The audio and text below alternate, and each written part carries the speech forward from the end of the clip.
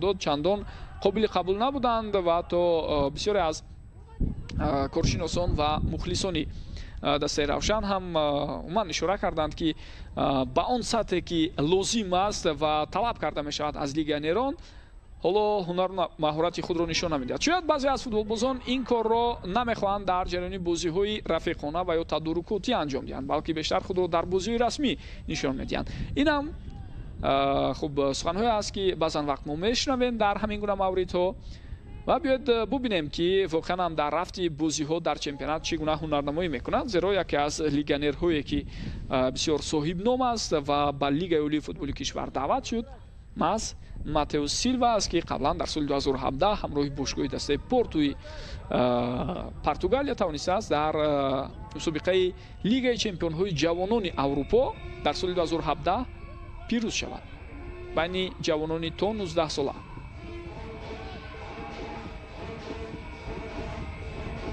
خیلی خوب تلاش میکنند فوتبالبازان دسته برقچی. ببینید چگونه توپ رو به خود گرفتند و ابوبکر سلیمانوف به نهایت حرکت‌های عالی دارد. پاسی نوبتی به کنار چپ، ادامه هجوم با اشتراک فوتبالبازان دسته برقچی. камолов ارسال توپ به سوی حالا مبارزه فوتبالبازان برقچی دوام دارد و باز یک شانس دیگر برای آنها. تا به آخر در داخل جریمه‌گاه تلاش کردند و اینک امکانیت دوم پیدا میشد و این دفعه برای کاپیتان دسته ابوبکر سلیمانوف فرصتی بهترین پیدا شد. بیاید یک بار دیگر ببینیم ارسال توپ از کنار چپ از جانب دفاعگر رستم камолов اجرا میشد. بعداً مسرور غفورов تلاش کرد و کمک خود را رسانید. امکانیت ضربه زنی باشد برای ابوبکر سلیمانوف بود، اما ابوبکر به قدری انما فرصت خود نرسید. هیچ گپ نیست، به هر حال بازیگران جوان هستند در حتی دسته برقچی و باز میتوانند در رفتی موسم مذکور پیش از همه تجربه گیرند، کسبیت خود را بلند کنند و سالهای بعدی البته این باشگاه اگر با همین هیئت نگاه داشته شود باز هم میتواند نتیجه بهتر را نشان دهد. ضربه که اجرا شد به تکرار هم ببینیم. بختیار ظریفов ضربه را اجرا میکند و دروازه‌بان شهاب‌الدین محمودزاده آن را برطرف کرد. ضربه با پای چپ اجرا شد به کنج نزدیک دروازه‌بان باشد تیار بود و همان حالت را برطرف کرد. نازیم باباجانوف یکی از فوتبالبازان نو در حتی دسته روشن پرتافت توپ را انجام میدهد. امکانیت نوبتی و چگونه وضعیت خطرناک است. توپ به تیر دروازه رسیده از میدان بیرون شده ایستاده است. خالمراد نظرов در این حالت ضربه را اجرا کرد. دفاعگر مرکزی دسته روشن و طور دیده توپ به تیر دروازه رسیده بعدا از میدان بیرون برآمد. یک بار دیگر میتوانید ببینید خالمراد در حتی دسته منتخب کشور ماهی انور در قطار آن بازیگرانی بود که یک تاریخ بزرگ را در صحیفه فوتبال تاجیک نوشتم و واقعا هم باید اعتراف نماییم که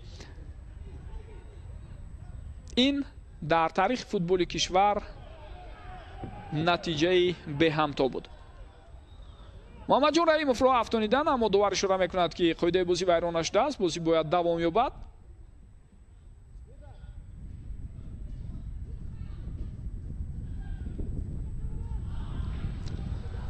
ولی در مورد خالمراد نظرов چون بالاتر گفتم هرچند او در تیم ملی کشور بود اما با سبب آسیب داشتن اشتراک کردن نتوانست در بازی ها.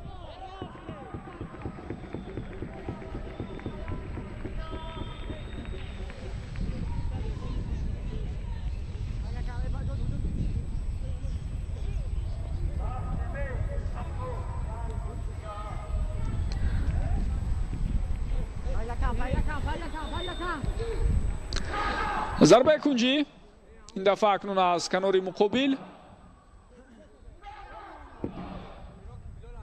محمد جان رحیمov در نزد توپ ارسال توپ را از سوی میبینیم. به واسطه شاید خودش میخواست که توپ رو به دروازه زند از ضربه کنجی. این گونه حالت هم البته هستند ولی نه اونقدر زیاد در تجربه فوتبال جهانی که به واسطه مستقیما از ضربه کنجی ضربه ها به گل آورده رسانیده باشند، اما تلاش محمد جان رحیمov چندان خوب نبود.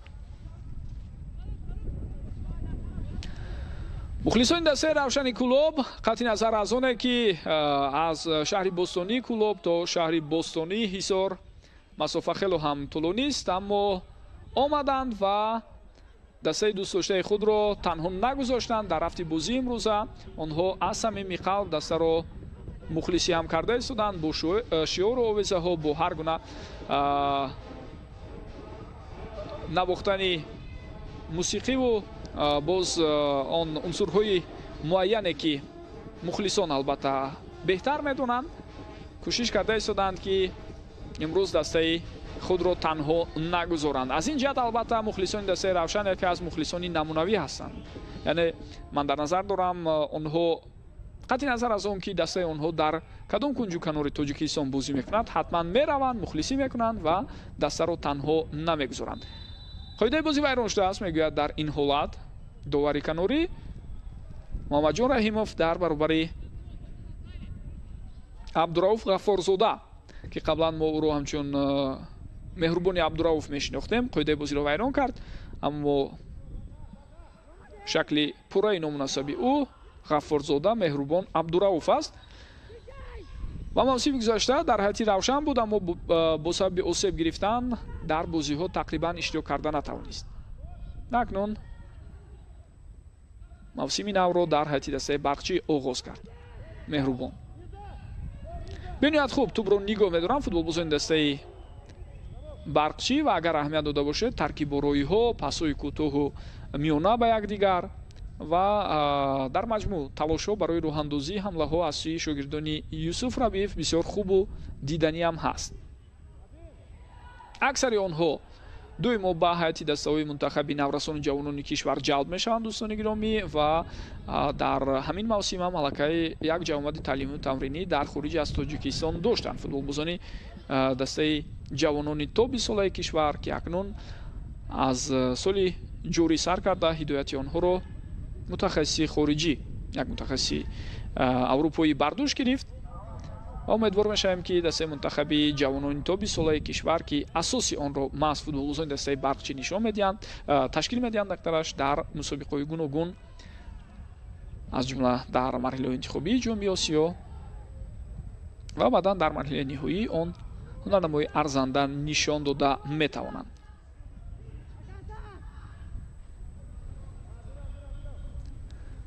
аут ба фоидаи дастаи меҳмон аст.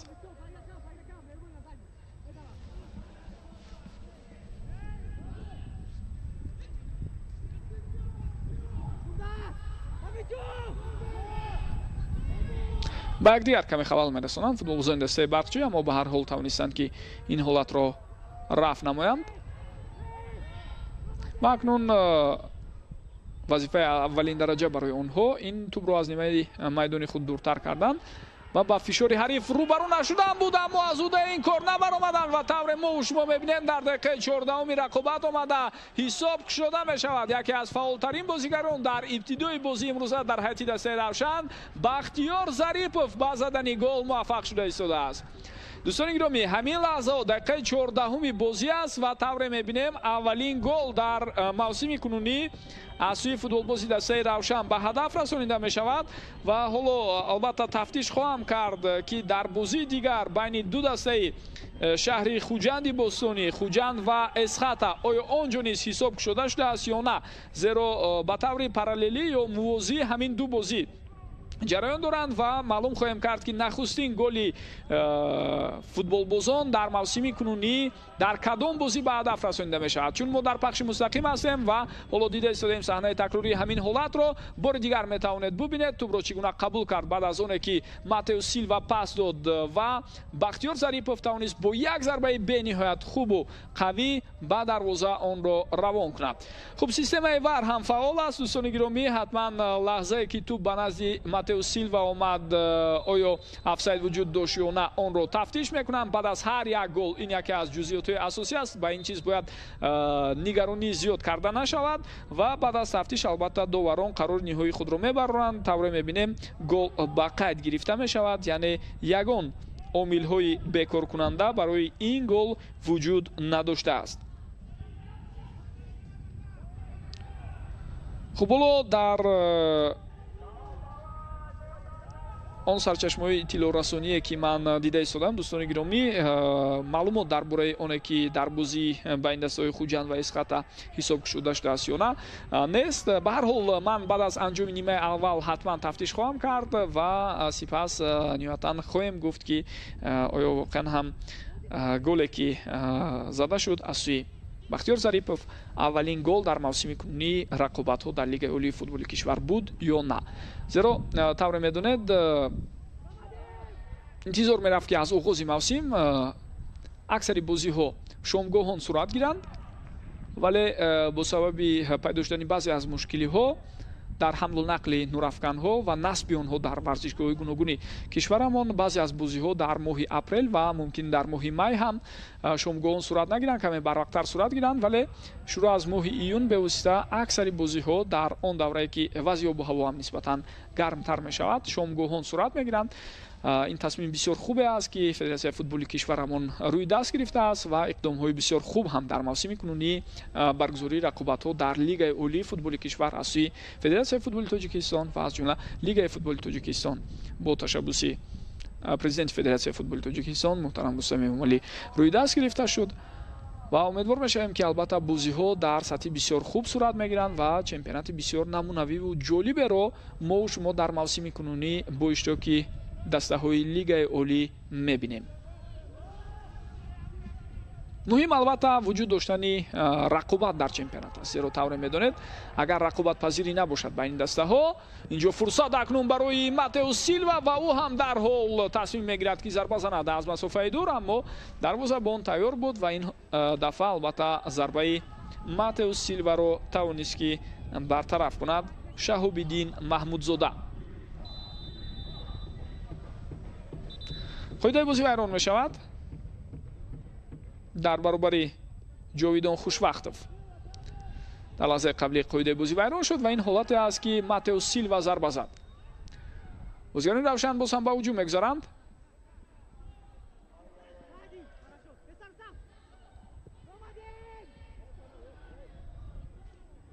Самуэл Офори, Холмурод Назаров, Бахтовари Хуршед.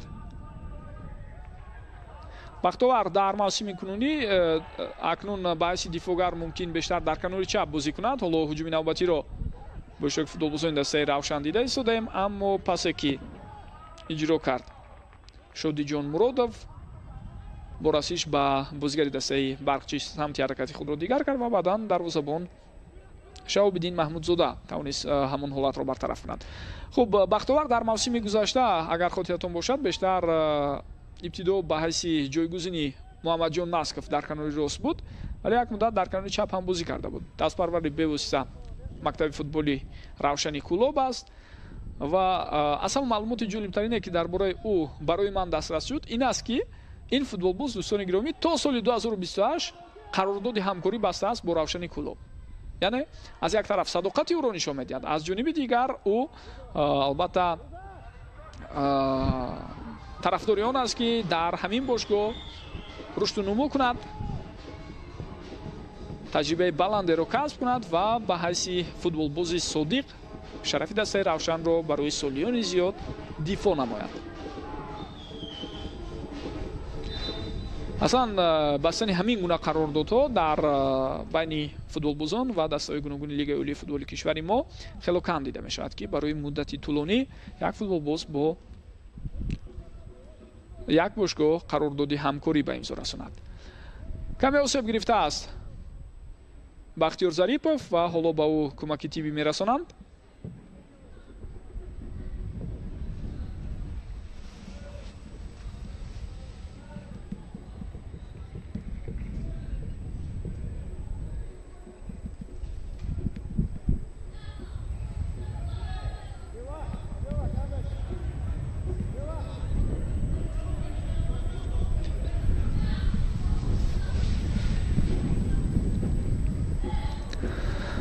хуб, он қадар осеби гирифтаи албатта ҳамлагари дастаи равшан ҷиддӣ нест. ӯ метавонад ба майдон баргашта боз ҳунарнамоиро давом диҳад.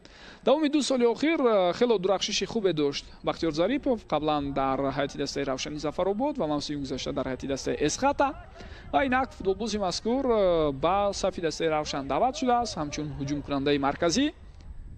бештаре аз дастаҳои лигаи олии футболи мо тавре медонед бо 2 ҳамлагар бозӣ мекунанд. Равшан ҳам истисно нест. ва дар баробари Матео Силва ӯ яке аз бозигароне аст ки метавонад дар ҳайати асосии Равшан ҷо гирад. аммо Азизбек Султонов ҳам ҳаст, беҳтарин нишонзани мавсими гузашта дар ҳайати Куктош, ки ҳамроҳи сармураббӣ Аҳлиддин Турдиев ба сафи Равшан пайваст. дар ҳамлаи қаблии футболбозони дастаи Барқчӣ тавре дидем Масрур Қиёмиддинов натавонист ки тӯбро дар майдон нигоҳ дорад. вале 2 имконияти хубро футболбозони дастаи Барқчӣ дар ибтидои бозӣ истифода накарданд. албатта футболбозони дастаи Равшан ҳам имкониятро доштанд, вале бештар зарбаҳои онҳо аз сӯи дарвозабон бартараф шуд. аммо имкониятҳои доштаи футболбозони дастаи Барқчӣ тавре мо дидем аз сӯи бозигарон истифода карда нашуд. дар ҳар ду маврид зарбаҳо хато иҷро гардид. аввал Билол Бобоев вақте бо дарвозабон як ба як баромад аз болои сари Евгений Гриценко тӯбро партофта натавонист. ва баъдан Абубакр Сулаймонов дар ҳолати даркорӣ зарбаро рост сӯи дарвозаи ҳариф равон карда натавонист. инҷо чӣ? хуб довар ҳоло ишора карда истодааст ба футболбози дастаи Равшан ки аз ҷои худ бархезад ва ҳатто корти зард ҳам дорад, ё на? бале. хуб дар ин ҳолат дӯстони гиромӣ корти зард ба футболбози дастаи Барқчӣ нишон дода шуд. аммо саволи асосӣ ба фикрам дар бораи дар куҷо вайрон шудани қоидаи бозӣ буд. Рустам Камолов корти зард мегирад барои анамин ҳаракаташ, барои анамин ҳаракате ки дошт ва баъд аз он Муҳаммадҷон Раҳимов афтид. хуб ҳоло ишора ба он аст ки зарбаи ҷаримавӣ мебошад инҷо. боз агар имкон бошад барои мо шумо саҳнаҳои такрорӣ пешниҳод шавад, хоҳем дид як бори дигар Юрий Батюшин ирсоли тӯбро анҷом медиҳад. хуб аз ин зовияи дид чунин ба назар мерасад ки берун аз майдон дошт футболбози ҳарифро, аммо афтидани Муҳаммадҷон Раҳимов аллакай дар дохили ҷаримагоҳ буд. лек дар ин гуна мавридҳо дӯстони гиромӣ ҳолати анамон ба ислоҳ контакт ё бархурд ба эътибор гирифта мешавад ки дар куҷо буд ва он берун аз ҷаримагоҳ будааст. аз ин рӯз зарбаи ҷаримавӣ ба фоидаи дастаи Равшан. вале зарбаи ҷаримавӣ ҳам метавонад бисёр хатарнок бошад дӯстони гиромӣ, зеро футболбозони бо маҳорате дар ҳайати дастаи Равшан ҷамъ омаданд, аз ҷумла Муҳаммадҷон Раҳимов ва ҳамчунин легионери бисёр бутаҷрибае ки ба ҳайати ин тим пайваст дар мавсими нав Юрий Батюшин ки таҷрибаи бозӣ дар ҳайати дастаи Нефтчии Ӯзбекистонро дорад. Муҳаммадҷон ба ҳар ҳол зарба мезанад ва дарвозабон тавонист ки ин ҳолатро бартараф намояд. аз паҳлӯи девори дифоӣ тӯбро гузаронид Муҳаммадҷон Раҳимов, вале тавре шумо ҳам дидед барои дарвозабон Шаҳобиддин Маҳмудзода мушкилӣ эҷод накард баргардондани ҳамин зарба. агар ба пуррагӣ ба канори иҷро мекардаи худ зарбаро тоб дода метавонист ва ё ин ки аз болои сари девори дифоӣ тӯбро мегузаронид, бозигароне ки дар девори дифоӣ қарор доштанд аз болои сари онҳо мегузаронид, пас мумкин буд барои Шаҳобиддин Маҳмудзода мушкили иловагӣ эҷод шавад.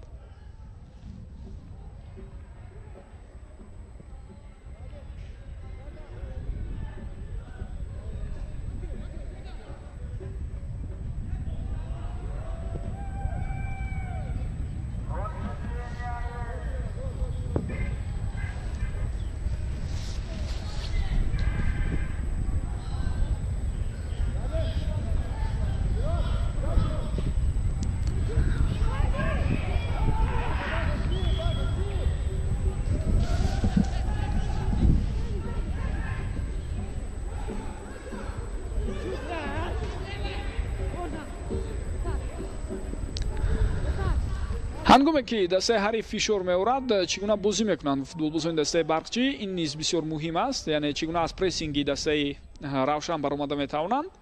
дар чанд дақиқаи охир агар шумо ҳам аҳамият дода бошед, ин кор бениҳоят бо мушкилӣ сурат гирифта истодааст, зеро то ба нимаи майдони худ меоянд футболбозони дастаи барқчӣ, аммо баъд аз он зуд тӯбро аз даст медиҳанд.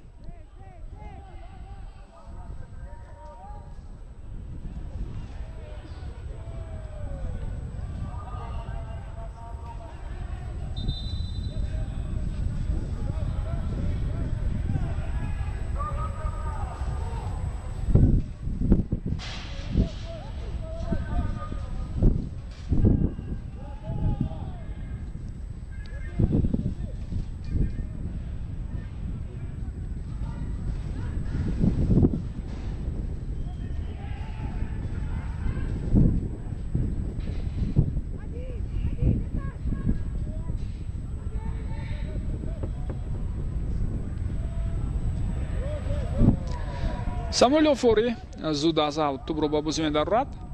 як қатор аз легионерҳои африқоие ки мавсими гузашта дар ҳайати дастаи равшан буданд, онҳо ҳайати ин дастаро тарк карданд ва аз байни легионерҳои африқоӣ танҳо самуэл офори монд, аммо мушкилиҳои бузурге буд байни ӯ, агенташ, яъне ба ислоҳ гумоштаи ӯ ва ҳамзамон дастаи равшан.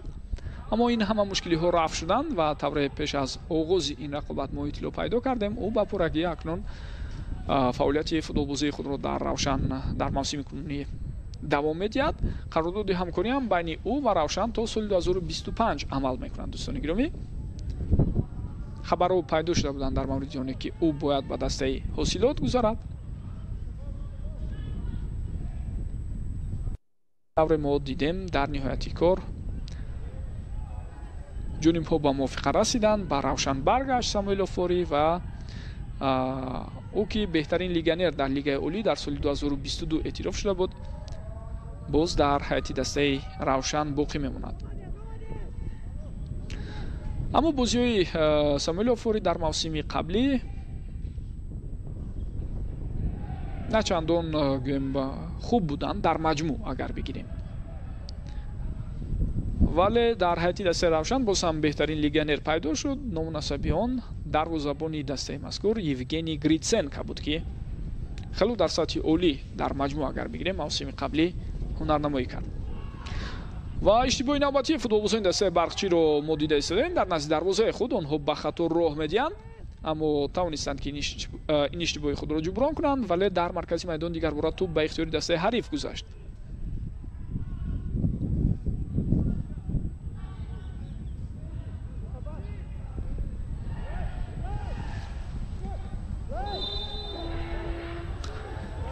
дар мубориза бо самуэл офори қоидаи бозиро Билол Бобоев вайрон кард. зуд футболбозони дастаи равшан тӯбро ба бозӣ дароварданд. аллакай Муҳаммадҷон Раҳимов дар канори рост барои густариш бахшидани ин ҳамла тайёрӣ мебинад. партофти ӯ ба самти Матеус Силва буд. Силва акнун тӯбро ба даст меорад.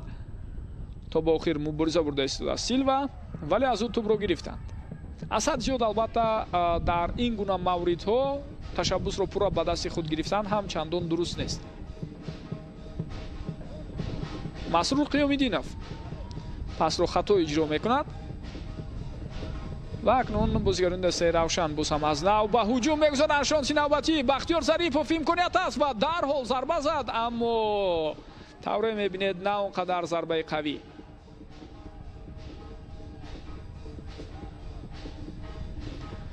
шонси бисёр хубе пайдо шуда буд, метавонист саросима нашуда боз каме дигар ҳам гӯем наздиктар равад ва баъдан зарбаро иҷро кунад, аммо Бахтиёр тасмим гирифт ки зарба занад ва зарбаи задаи ӯро дарвозабон бартараф кард. хуб, дар маҷмӯъ ҳар ду даста кӯшиш карда истоданд ки бозии ҳуҷумкор нишон диҳанд, яъне мо метавонем бигӯем ки аз ин ҷиҳат бозии имрӯза моро метавонад, яъне дар назар дорам мо ба ҳайси тамошобин ва дар маҷмӯъ онҳое ки дӯстдори футболи зебо ҳастанд онро қонеъ кунад, зеро на ҳама вақт мову шумо ҳамин гуна бозии ҳуҷумкорро аз сӯи ҳар даста мебинем. Матеус Силва дар қабули тӯб ин дафъа низ чандон бо аҳамият набуд. ва тӯбро дуруст қабул карда натавонист, дар ҳолате ки он қадар мушкил нест барои ҳамлагари сатҳи ӯ. бибинед, агар тӯбро қабул карда метавонист чӣ гуна шонс пайдо мешуд барояш. ва ин лаҳзаи такрории иҷрои зарбае аст ки қаблан Бахтиёр Зарипов онро зада буд, барои мо шумо пешниҳод карданд ва онҷо низ ҳуҷуми бисёр хуберо гуфтем. Мо бо иштироки футболбозони дастаи Равшан дидем. Акнун дар ин ҳолат бевосита бозам футболбози ҷавони дастаи мизбон ба иштибоҳ роҳ медиҳад Юнус Исматуллоев ва дар ҳолате ки ҳеҷ мушкил набуд, тӯб чунин ба назар расид ки гӯё ба пойҳои ӯ печидааст ва ӯ афтид.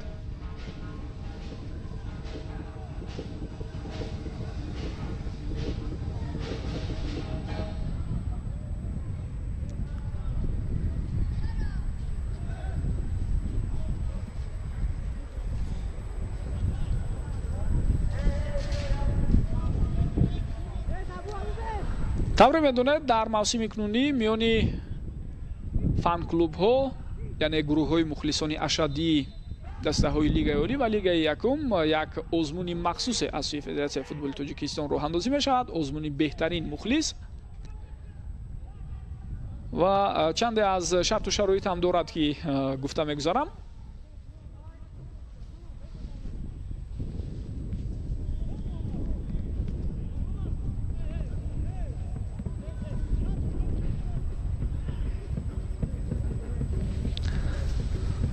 ҳоло аз аут футболбозони дастаи Равшан бояд тӯбро ба бозӣ дароранд.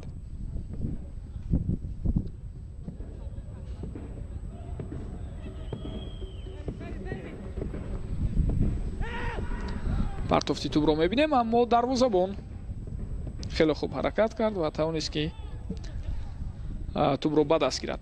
хуб, тибқи низомномаи озмуни беҳтарин мухлиси 2024 шарту шароити гуногун муайян шудааст, аз ҷумла ба одобу ахлоқи мухлисон, шумораи онҳо, фаъолиятшон дар майдон ва дар шабакаҳои иҷтимоӣ, ташкили фанзонаҳо, сару либоси ягона ва шиёру овезаҳои мухлисон ба эътибор гирифта мешавад. инҷо чӣ гуна фурсат буд дар дохили ҷаримагоҳ боз ҳам барои футболбози дастаи Барқчӣ, вале дарвозабон Евгений Гритсенко пеши роҳи бозигари ҳарифро гирифт.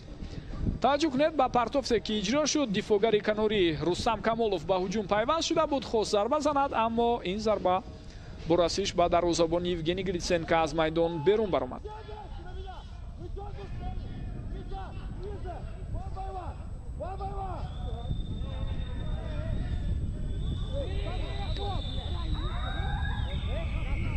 ҳоло вазъияти стандартӣ бо иштироки футболбозони дастаи Барқчӣ. биёед бибинем ки аз ин имконияти худ онҳо чӣ гуна истифода мебаранд ва довар иҷозат медиҳад. Абубакр Сулаймонов ирсоли тӯбро анҷом дода истодааст, аммо ин ҳолат бартараф шуд. хуб, дар қабати дуюм муваффақ шудан ба футболбозони дастаи Барқчӣ мушкил аст. хонохо инро бояд мо эътироф кунем, як зарбаи дигар аз масофаи дур ҳам сӯи дарвозаи Евгений Гритсенко сурат мегирад, аммо тавре шумо ҳам дидед зарба хато буд. ҷовидон Хушбахтов зарбаро иҷро кард, як бори дигар хоҳем дид саҳнаи такрории иҷрои зарбаи ним муҳофизатгари дастаи Барқчиро.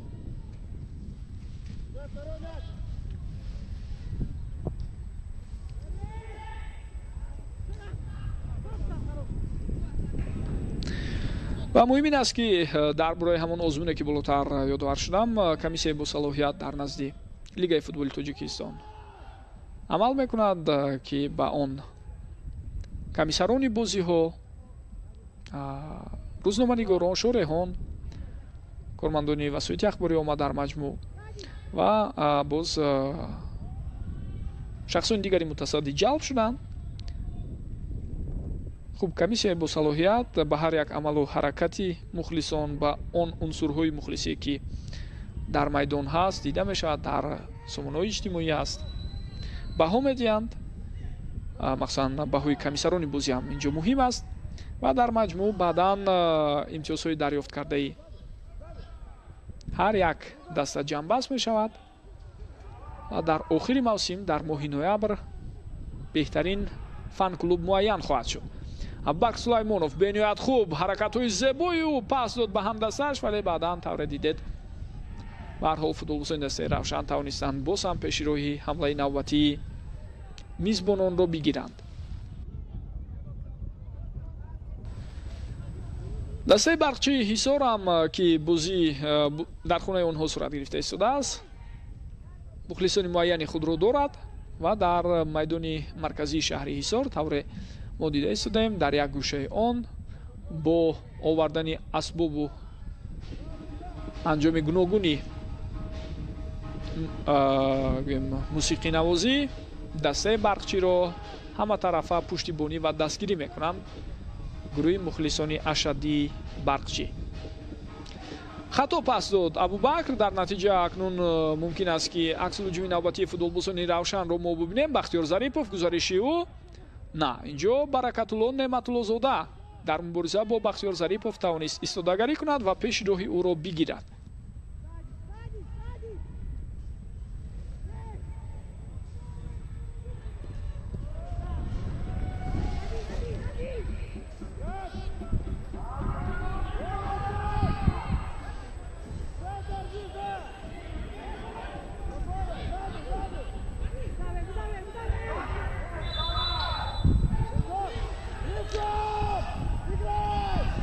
нозим бобоҷонов дар маркази майдон қоидаи бозиро вайрон кард. нозим ҳам як тан аз футболбозони нав дар ҳайати дастаи Равшан аст. мавсими қаблӣ дар дастаи Хуҷанд буд.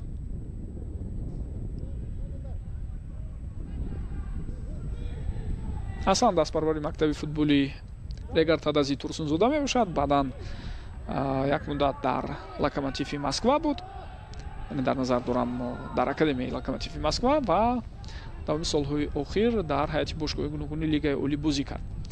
Матео Силва пас медиҳад ба Муҳаммадҷон Раҳимов. ирсоли тӯб аз сӯи Раҳимов бенатиҷа аст. футболбозони дастаи Барқчӣ бе ягон мушкилӣ бубинед аз уҳдаи бартараф кардани ҳуҷуми қаблӣ ҳам баромаданд ва ҳам ҳоло имкон доранд ки ҳуҷум ташкил кунанд. дар лаҳзаи қаблӣ ишораи футболбози дастаи Равшан бисёр ҷолиб буд ба ҳамдастояш ки чаро мо фишор намеорем, чаро мо ба прессинг намегузарем дар он ҳолате ки аз нигоҳи қувва ва нерӯ имкониятамон буд дар назди дарвозаи ҳариф. фурсати навбатӣ ба вуҷуд меояд ва инак имконият ҳаст. Масрур Ғафуров аз дарвозабон фирор кард ва зарба ҳам зад. чӣ гуна хатарнок буд инҷо. шонси навбатии бисёр ҳам олиро Абубакр Сулаймонов боз ҳам ба вуҷуд меорад ва Абубакр воқеан майдонро ба таври олӣ эҳсос мекунад ва мушоҳида менамояд. қаблан ҳам ба Билол Бобоев ҳамлагари дигари дастаи Барқчӣ маҳз анамин гуна пасро ӯ дода буд дар оғози бозӣ ва инҷо бубинед аз байни ду дифогари дастаи Равшан чӣ гуна тӯб гузашт. Масрур Ғафуров ҳам аз дарвозабон фирор кард, аммо баъдан натавонист ки зарбаро тавре иҷро кунад ки он боис ба гол шавад. наздик буд, аммо тӯб ба сутуни дарвоза расида аз майдон берун баромад.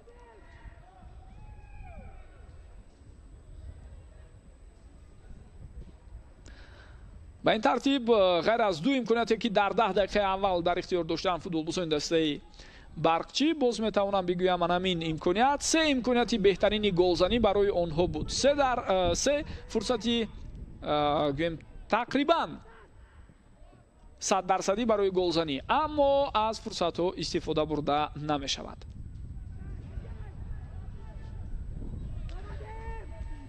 ва яке аз камбудиҳои ҷиддӣ ва асосӣ барои ҳамин гуна дастаҳои ҷавон маҳз ин ҷиҳати кор аст ки дар лаҳзаҳои зарурӣ аз фурсатҳои беҳтарини дар ихтиёр доштаашон самаранок истифода бурда наметавонанд.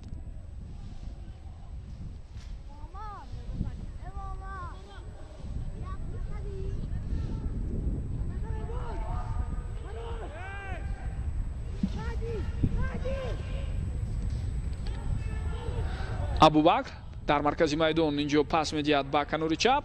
идомаи ҳуҷумро бо иштироки футболбозони дастаи Барқчӣ мебинем. Масрур Ғафуров акнун бо тӯб аст.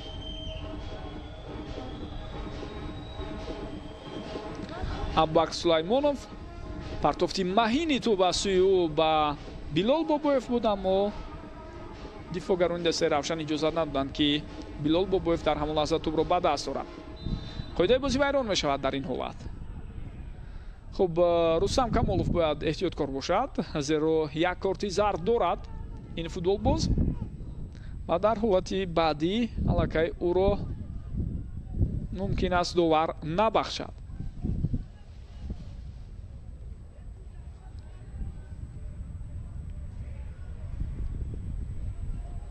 биёд як бори дигар мебинем ҳамин ҳолатро. бар муқобили Бахтиёр Зарипов инҷо қоидаи бозӣ вайрон шуд.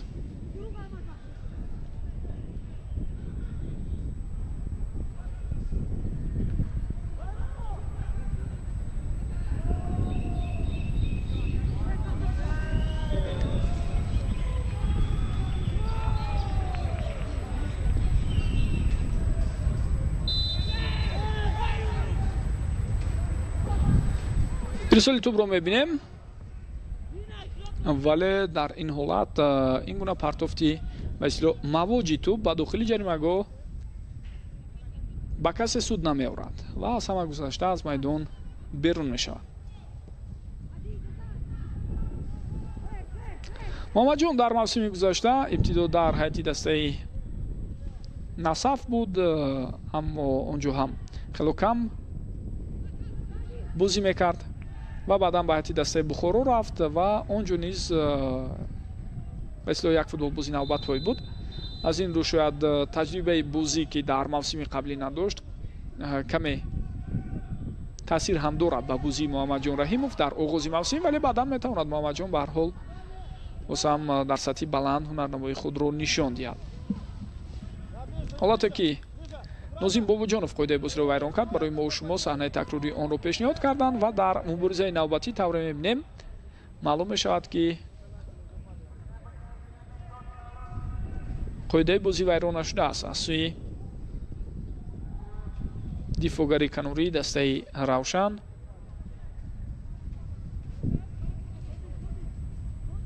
дар ҳамон ҳолат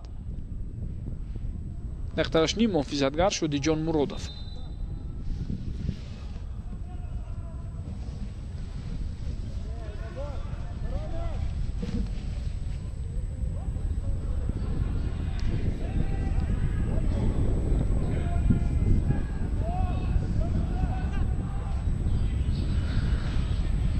Рустам Камолов аввалин ижра ба тӯб расид ва тавонист ки тӯбро аз майдон берун кунад.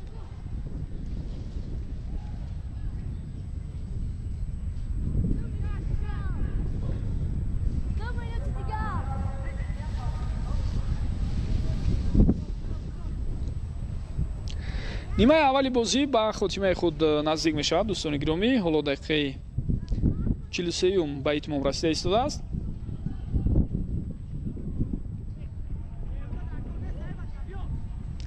ва мумкин аст бо дар назар дошти он ҳолатҳое ки танаффус буд дар рафти қисми аввал, яъне дар назар дорам амритҳое ки рафти бозӣ манъ шуд, ҳатман онҳо ҷуброн карда мешаванд аз сӯи гурӯҳи доварон дар рафти бозии имрӯза. вале то он муддат вақт ҳаст. бозам дастаи Равшан зарбаи кунҷии навбатиро дар ихтиёр дорад. Муҳаммадҷон Раҳимов хуб бештаре аз партофтҳои иҷро мекардаи ӯ тавре мебинед ба пурагӣ аз майдон мегузаранду берун мешаванд. ду дафъа аз зарбаи кунҷӣ, як дафъа аз вазъияти дигар, яъне дар назар дорам аз зарбаи ҷаримавӣ ирсоли тӯб аз сӯи Муҳаммадҷон Раҳимов тавре иҷро шуданд ки тӯб дар ниҳояти кор аз майдон берун баромад.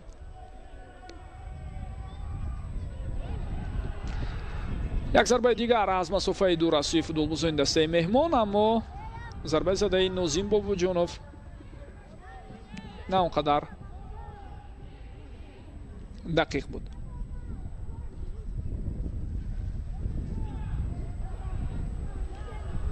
ҳуҷуми футболбозони дастаи Равшан бояд давом меёфт. довар инҷо чӣ ишора мекунад? чизе нест мегӯяд довар, аммо ба фикрам дар ҳамон лаҳза бархурд буд байни бозигарон.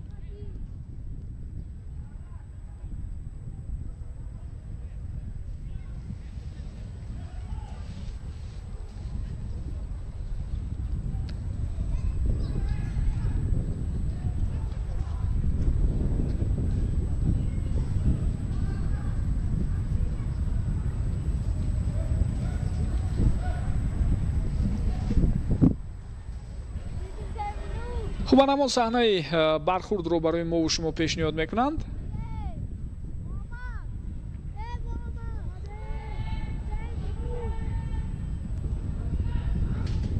خب دوستان گرامی، چون لحظه بحثناک هم زیاد هستند، بهترش خود شما نیز میتوانید در این گونه موردها قضاوت کنید. زیرا اگر من هر لحظه فکر نظر خود رو گفتن گیرم و آنها رو به اصطلاح بالای سر شما بار کردن گیرم، میتواند کمی فکرهای دیگر هم در سر شما پیدا شود و هر گونه فکر نظرهای بحث برانگیز نیز باشند. اما وابسته به حالت قبلی شاید باز دیدن صحنه‌های تکراری دیگر نیز از منفعت خالی نمی بود. 3 دقیقه وقت ایلوه شد به قسم اول. 1 دقیقه اون علاقه سپری شده است. ساموئل اوفوری پس به کناری راست، از اینجا محمد جان رحیمов ارسالی توپ رو انجام میدهد.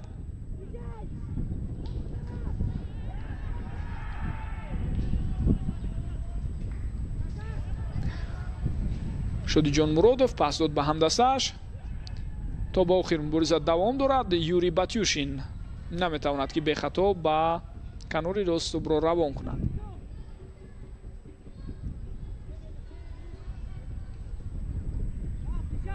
محمد جان ناسکов توپ رو از اوت به بازی درآورد. خب ضربه کنجی کار میکند برای همدستش نوزیم باباجانов. در دقیقه ایلوگی فشار زیادتر میشود از سوی روشن. البته اونها میخواهند با تفاوت بهتری توپها به تنفس برآیند، ولی برای برقچی از سوی دیگر لازم است تا حداقل همین تفاوت نگاه داشته شود، زیرا وقتی پیش از تنفس اونها به دروازه خود باز گل سردیدن، عموما این در تجربه بسیاری از دست‌ها دیده میشود، بر روحیه همان دسته به تاثیر نمیماند. ولی از نگاه قد و قامت البته مشکل می شود با فوتبالبازان دسته برقچی در داخل جریمه‌گاه. همین لحظه ها اگر پرتوف دقیق اجرا گردد، اینجا افتش فوتبالبازی دسته روشن رو دیدیم، باز تو به اختیار اونها برگشت. موج دومی هجوم راه اندازی می شود یا نه؟ ارسال توپ به سوی نوزیم باباجانов و توپ از میدان بیرون برآمد. باز یک ضربه کنجی دیگر به فایده دسته مهمان. اکنون اگر اهمیت داده باشد، بعد از اون که محمد جان رحیمов ناقدر خوب ارسال های توپ رو از ضربه کنجی و عموما وضعیت های استانداردی انجام داد، مربی شاید خواهش کرده است تا نوزیم باباجانov پرتوف رو انجام دهد. ارسال توپ از سوی نوزیم، این پرتوف نتیجه نداد، زیرا رستم کمالов توانست اون رو برطرف کند. باز یک ارسال دیگری توپ رو میبینیم. فوتبالبازان دسته روشن پای در هم پرتوفت‌های توپ رو به داخل جریمه‌گاه انجام داده ایستادند. حالا توپ در میدان است، بازی باید دوام یابد. صدای که داور هم بلند نشده است و اکنون تمام.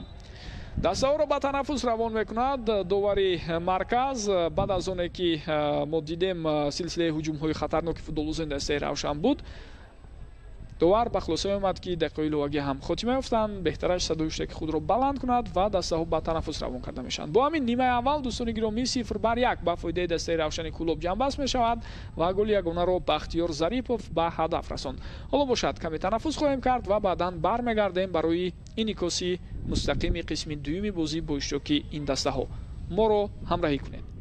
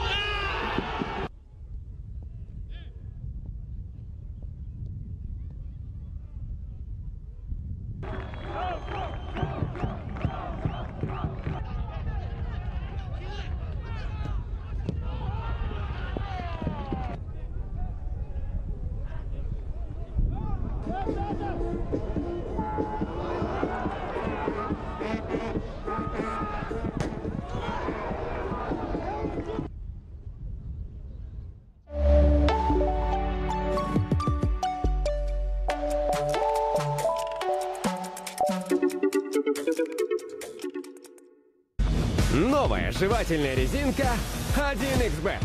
Потому что из-за постоянных выигрышей вам придется чаще улыбаться. Ведь букмекерской компании 1xBet сотни событий каждый день, гарантия выплаты и быстрый вывод средств. 1xBet. Ставки на спорт, большие выигрыши, быстро и надежно.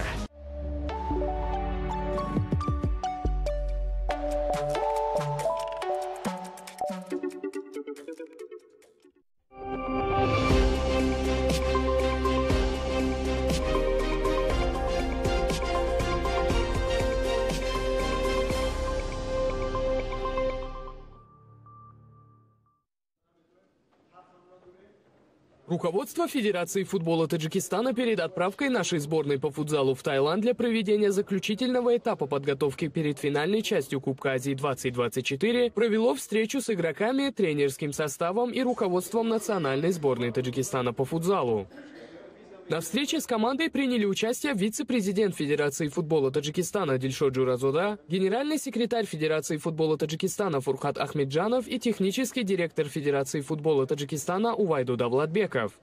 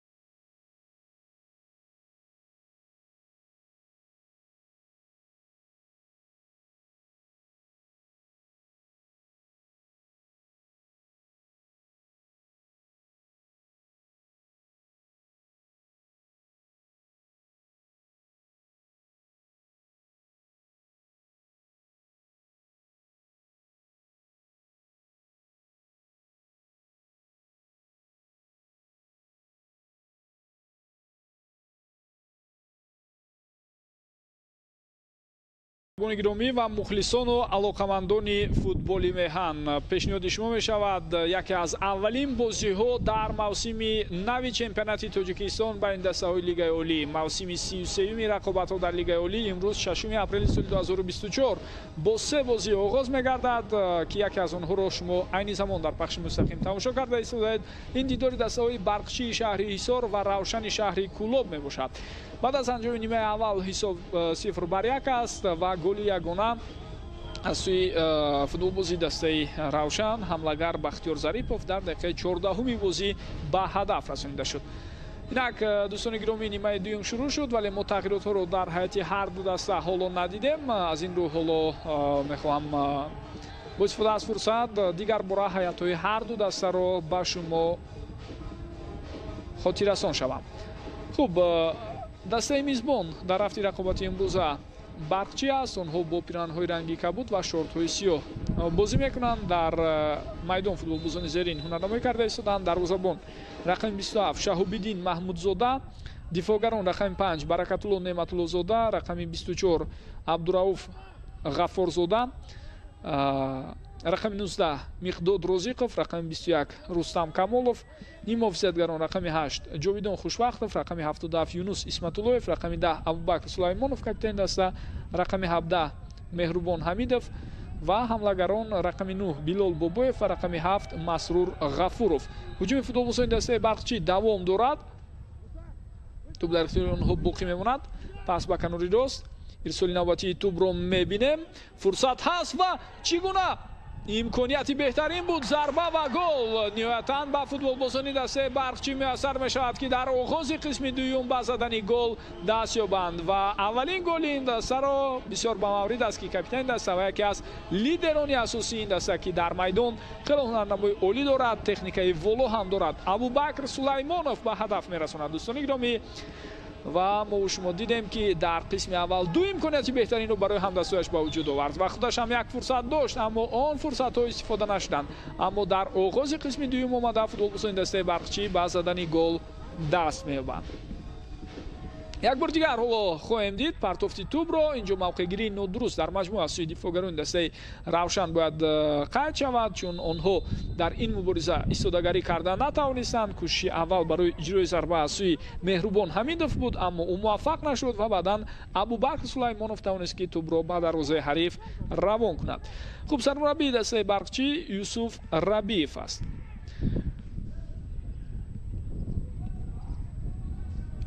اینجا اکنون با سبب ویراژ در قاعده بازی چند لحظه میبینیم که رفتی بازی من میشود و بازی رو دوام دادن ممکن. خوب، هیئت دسته روشن در خط دروازه یوگنی گریتسنکو، فوتبالبازانی که در خط دفاع هستند دفاعگران مرکزی ساموئل آفوری و خالمراد نظرов، از دو کنار باشد محمد جان نسکov با همراهی بختیاری خورشید. نیم محافظتگران محمد جان رحیمов، یوری باتیوشین، نوزیم باباجانov و شودیجان مرادov هستند. حمله‌گران بختیار ظریفov و ماتئوس ویرا سیلوا. سرمربی دسته اهل‌الدین توردیев که با 4-4-2 شاگردانش را به میدان برآورده است.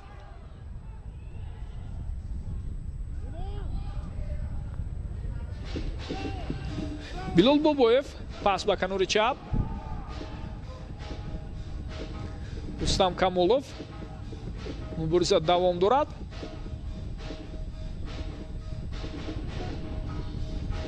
فوتبالبازان دسته برقچی کوشش کرده ایستادند که باز هم در نیمه میدانی حریف فعالتر باشند و پیش روی هجوم‌های دسته روشن را در همانجا بگیرند. اما حالا فوتبالبازان دسته روشن توانستند اکنون حمله خود را تا به نیمه میدانی حریف از سمت راست گسترش بخشند. فرصتی پرتافت توپ هم توسط کنار راست بود اما چندان درست از همان امکانیت خود استفاده بردن نتوانستند. شاید یک گروه از بینندگان ما نتوانستند قسم اولی بازی را با اشتراک این دو دسته تماشا کنند. من یادآور میشم که فرصت‌های گلزنی برای بازیگران هر دو دسته خیلی زیاد بود اما تنها یک گل رو دیدیم و اون گل در دقیقه 14 از سوی بختیار ظریفov به هدف رسانده شد. ماتئوس سیلوا حمله‌گر برزیلیایی دسته روشن دو دفعه ضربه‌های خطرناک زد اما اونها برطرف شدند از سوی دروازه‌بان حریف. ва боз албатта худи Бахтиёр Зарипов ҳам ду зарбаи дигар иҷро карда буд, ғайр аз он зарбае ки ӯ иҷро карду ба гол оварда расонид. Инҷо хатои бисёр ҳам дағал аз сӯи дарвозабони дастаи Барқчӣ дида мешавад.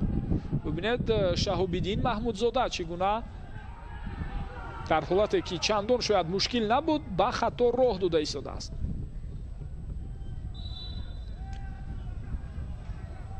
ва айни замон ҳоло маълум мешавад ки ба футболбози дастаи Барқчӣ ёрии тиббӣ лозим аст.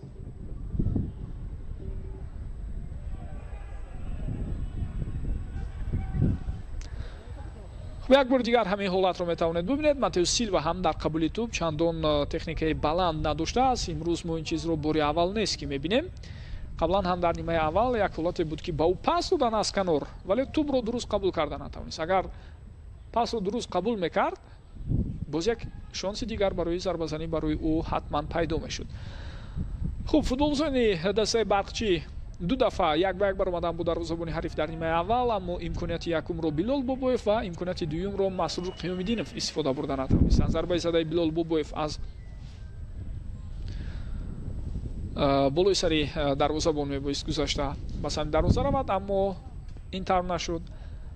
Масрур Қиёмиддинов бошад аз дарвозабон ҳам гузашт, вале зарбаи задаи ӯ ба сутуни дарвоза расида баъдан аз майдон берун шуд.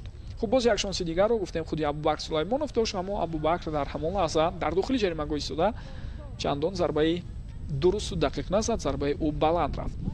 се имконият барои Барқчӣ ва имкониятҳои хуби голзанӣ барои Равшан дар нимаи аввал буданд, вале ғайр аз ҳамон голи ягонае ки гуфтем Бахтиёр Зарипов ба ҳадаф расонд, дигар фурсатҳо набуданд. ҳоло ба Рустам Камолов кӯмаки тиббӣ мерасонанд ва ӯ баъд аз чанд лаҳза бояд ба майдон баргардад.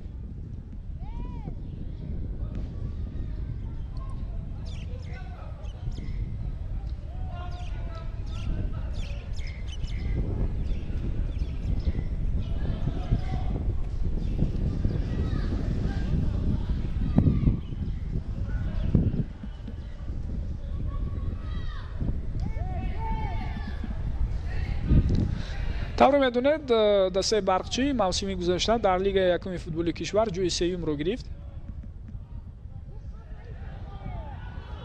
баъд аз дастаҳои Исаравшан ва Панҷшер онҳо зинаи сеюмро касб карданд. вале ин даста мебоист дар мавсими кунунӣ дар лигаи якум бозӣ кунад, аммо баъд аз он тағйиротое ки ба чемпионати Тоҷикистон дар мавсими кунунӣ ворид карда шуд, онҳо ба ҳайси дастаи сеюми лигаи якум соҳиби рохат ба лигаи олӣ шуданд.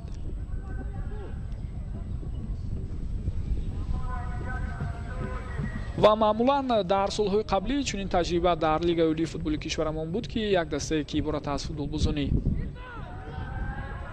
ҷавон аст, яъне узви бештаре аз футболбозоне ки ба ин тим ҷалб мешаванд аз футболбозони то 20 сола ва як ду нафар бозигарони то 23 сола ҳастанд.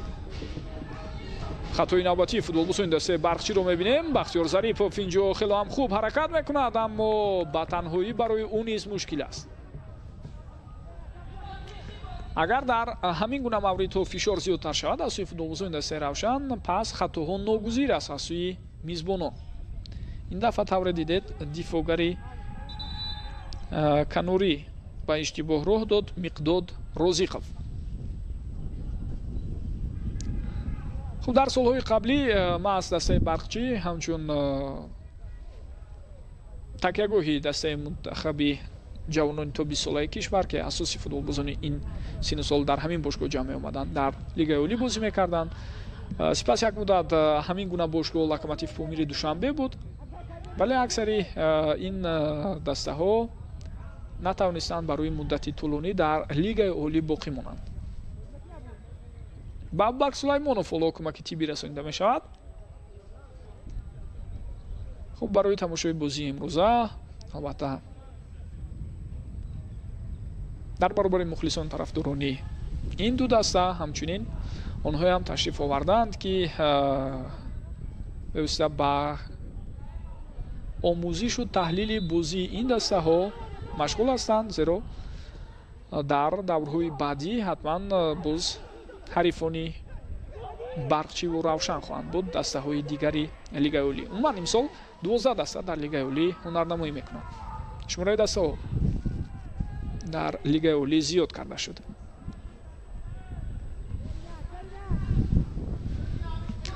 хуб, ҳоло маълум мегардад ки Абубакр бозиро давом дода наметавонад. ба фикрам ӯро бояд иваз кунанд. Билол, гузариши бисёр хуби Билол Бобоев, аммо тӯбро аз даст дода истодааст.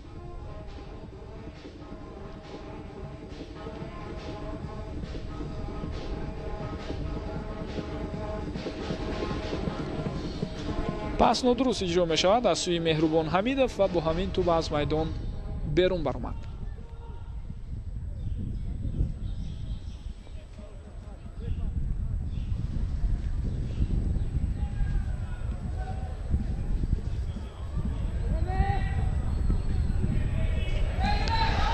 бозӣ бояд давом ёбад, мегӯяд довар.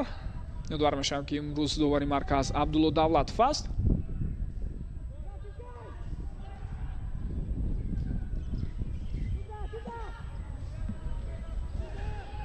баракатулло Неъматуллозода, дифогари марказии дастаи барқчӣ, дар 2-3 ҳолати охир хеле хуб бурза бурд муқобили Матеус Силва.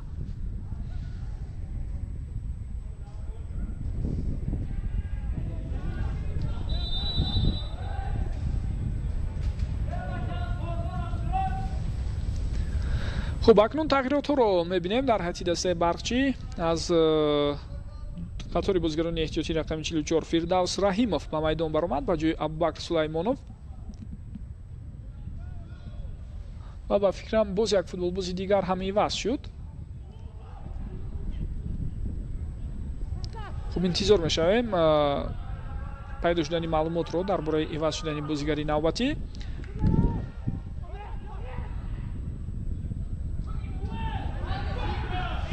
инак фурсат барои бозигарони дастаи Равшан ва шонси навбатӣ тавре мебинед. боз ҳам Матеус Силва дар мавқеи зарбазанӣ пайдо мешавад, вале наметавонад ки ин ҳама имкониятҳои худро ба гол табдил диҳад.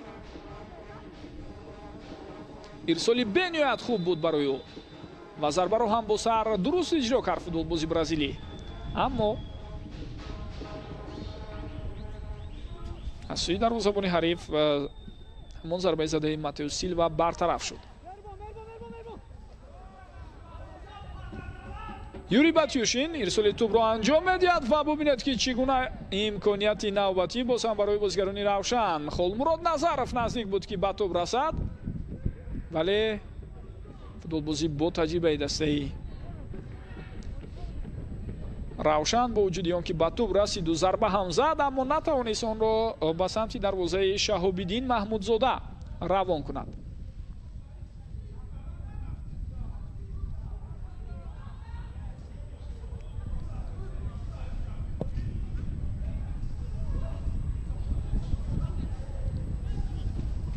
Самуил Офори ба ҳамдастояш кӯмак мекунад то ин ки ин вазъият бартараф шавад. Нозим Бобоҷонов, оҳиста оҳиста футболбозони дастаи Равшан фаъолтар мешаванд. ирсоли навбатии тӯбро мебинем. мубориза давом дорад.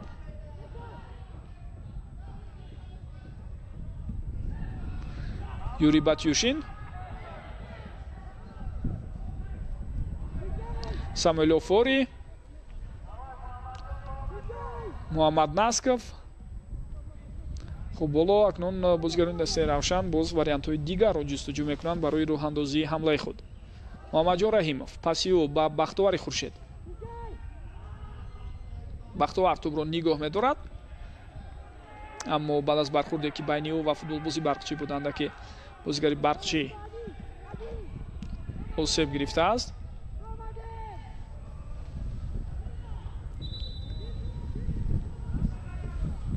ва шояд кӯмаки тиббӣ ҳам лозим бошад. бале, довари марказ маҳз ҳамин чизро акнун ишора мекунад.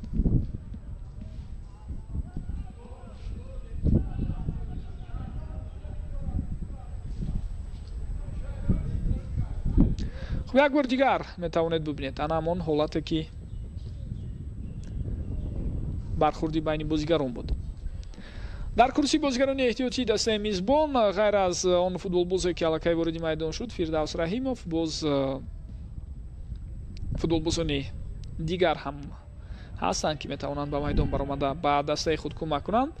аз ҷумла дарвозабон Сунатулло Исмоилов, дифогарон Шерафган Саидов, Шерзод Раҷабов, Муҳаммад Қурбонов, нимуҳофизатгарон Муҳаммадҷон Орипов, Бахтовар Ғаюров, Зариф Зарифзода, ҳамлагарон Баҳодур Назарзода ва Ҳабибҷон Ҳамитов.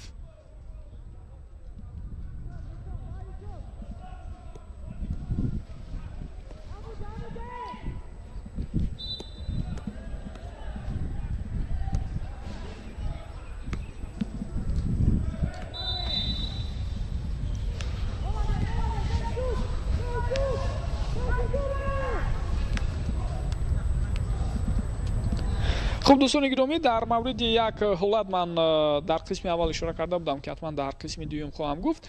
در جریان بازی که به طور پاراللی با این بازی جریان دارد، یعنی دیدار دسته‌های خوجند و اسخاتا در ورزشگاه 20 سالگی استقلالیت کشورمان واقع در شهر بوستانی خوجند، آنجا در نیمه اول دسته خوجند گل زده بود، اما گل در دقیقه 32 اتفاق افتاد از سوی جسور قربانوف. به این ترتیب گل اولین رسمی در موسم نو فوتبالی در لیگ اولی کشورمان به نام بختیار ظریفов نوشته میشد، زیرا او در دقیقه 14 بازی با دروازه دسته برقچی توپ رو روان کرده بود.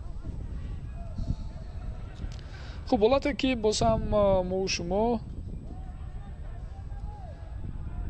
دیدیم فوتبال باز بعد از برخورد کمی آسیب گرفته است از هیئت دسته برقچی و این رستم کمالوف است.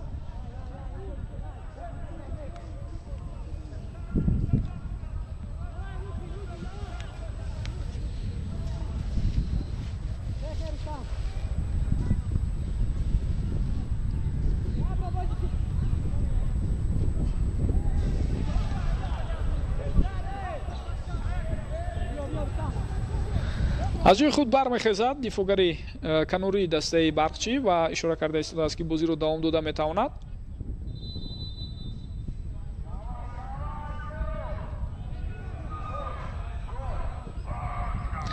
ارسالی توپ رو میبینیم، وضعیت خطرناک است و چگونه امکانیت پیدا میشود در نتیجه در هم بر همی که در داخل جریمه‌گاه دسته برقچی بود. فوتبالبازان دسته روشن گل دوم خود را به هدف میرسانند و این گل رو نازیم باباجانوف به هدف رسانیده ایستاده است.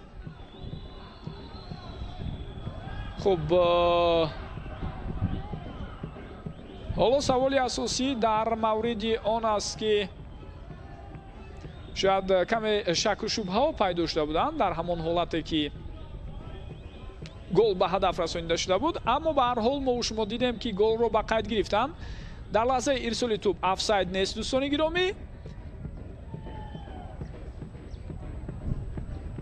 حالتی بعدی رو میبینیم، ماتئو سیلوا به توپ رسید، ساموئل اوفوری ضربه زد، دروازه‌بان برگرداند شهاب‌الدین محمودزاده.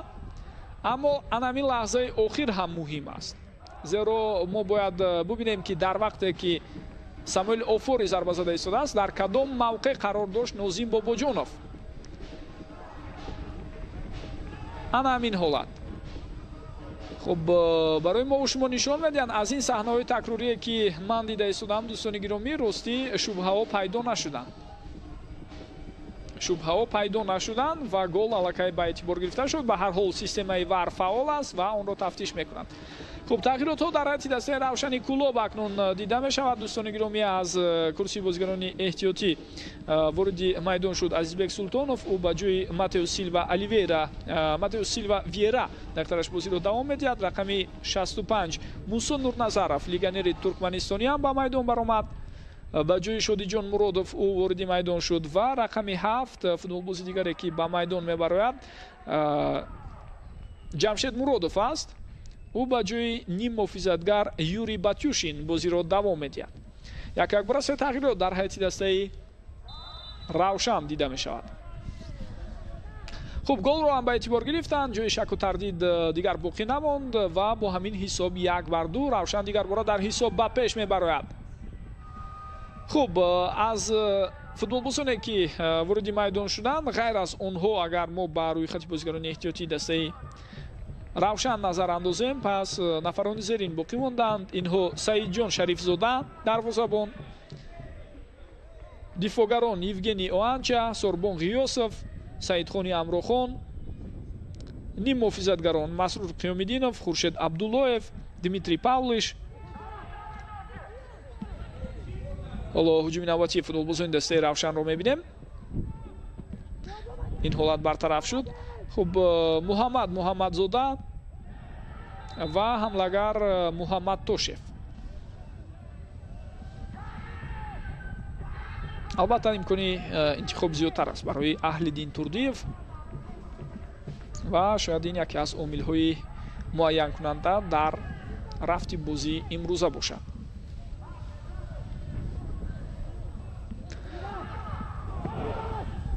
масофа дуртар аст то дарвоза, аммо ба ҳар ҳол ба назарам футболбози дастаи равшан тасмим мегирад ки инҷо зарбаро рост сӯи дарвозаи ҳариф равон кунад. Нозим Бобоҷонов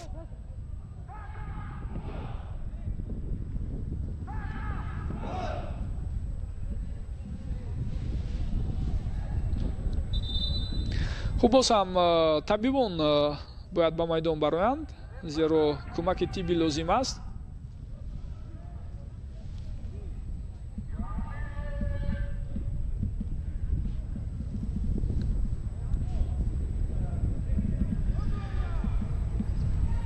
ба Ғаффорзода Меҳрубон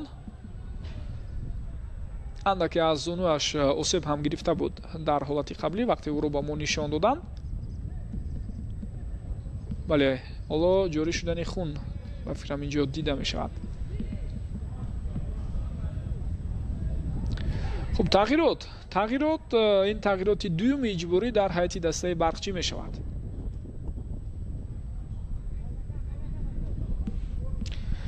бояд қайд кунам ки яке аз дифогарони дигари марказие ки қаблан шарафи дастаи барқчиро дифоъ мекард, Диловар Ҷамшедзода ва ӯ дар паҳлӯи Баракатулло Неъматуллозода ду нафар дифогарони марказӣ барои дастаи мунтахаби наврасони то 17 солаи кишвар буданд ки соли гузашта дар ҷоми Осиё ҳунарнамоӣ карданд. аммо ҳоло дар феҳристи бозигарони дастаи барқчӣ барои ҳамин бозӣ ном насаби ӯ нест. Мумкин боз ҳатман тафтиш хоҳем кард ки ба пуррагӣ ба ҳамин мавсим ба феҳристи бозигарони ин даста ворид шудааст ё на. вале бисёр дифоъгари хуб буд ва ҳамроҳи Баракатулло дифоъгарони асосии марказии дастаи барқчӣ ба ҳисоб мерафтанд. зарба не, балки партофти тӯбро мебинем. Боз як шонси дигар барои футболбозони дастаи равшан, аммо дар ин ҳолат зарба на он қадар қавӣ иҷро мешавад сӯи дарвозаи Шаҳобиддин Маҳмудзода.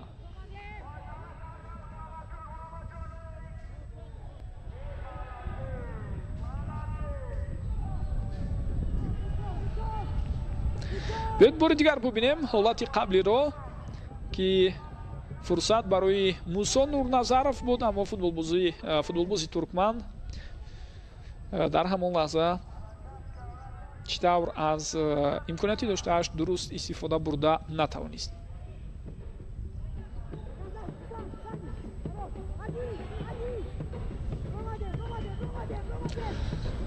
истодӣ мураббиёни дастаи барқчӣ мехостанд боз ду нафари дигарро иваз кунанд, аммо баъд аз осеб гирифтани дифоъгар Меҳрубон Ғаффорзода аз ин фикри худ баргаштанд. Меҳрубон фикр дорам ҳоло баргаштааст, дар майдон аст ва мумкин баъд аз чанд лаҳза мо тағйиротҳоро дар ҳайати дастаи барқчӣ бубинем.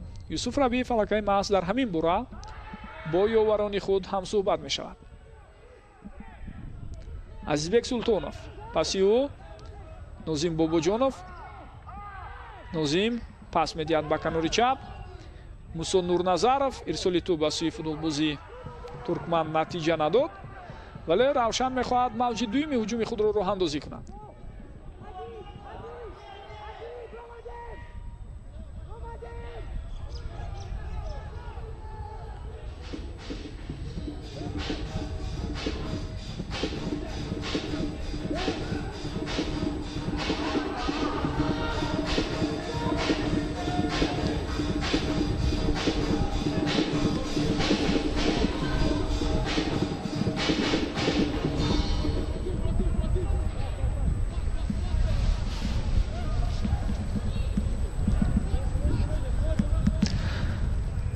با وجود آنکه равшан دو دفعه در جریان بازی امروزه در حساب به پیش برآمد، اما نمیتوانیم بگوییم که برتری کلان دارند در قیاس با دسته حریف فوتبالبازان равшан.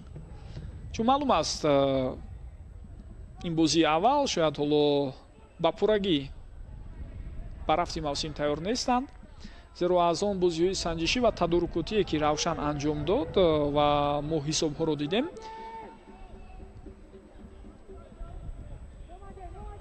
نتیجه اونقدر خوشبین کننده نبود. مخصوصا باخت از کوکتاش با حساب 3-2 و همچنین نتیجه دیگر یک کمی مخلصان دسته равшан رو نگران هم کرده بود. اما بازی رسمی دیگر هستند. به هر حال دوستان گرامی، اینجا فرصتی نوبتی برای بازیگران دسته равшан ممکن است پیدا شود.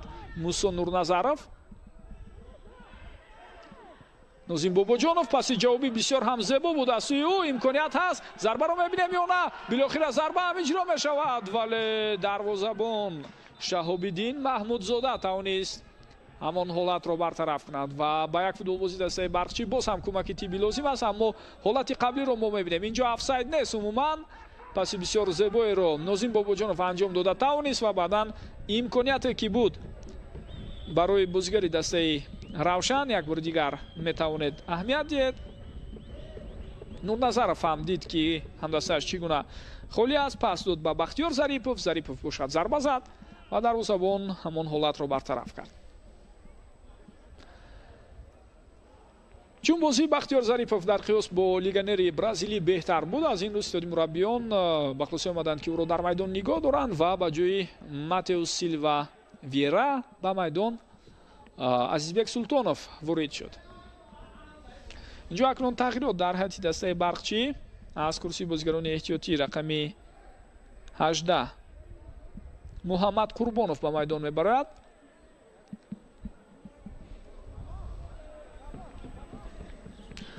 او به جای یونس اسمتالویف بازی را باید دوام دهد و فوتبالبازی دیگری که وارد میدان شد این بازیگر رقم 66 شرافگان سعیدов است.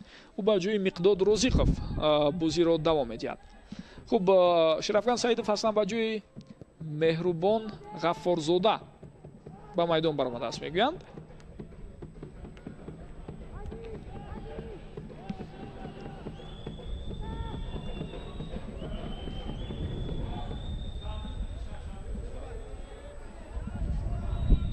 چند دقیقه اخیر بازیگران دسته برقچی هجوم‌های خود را تشکیل نکرده بودند. اکنون تلاش آنها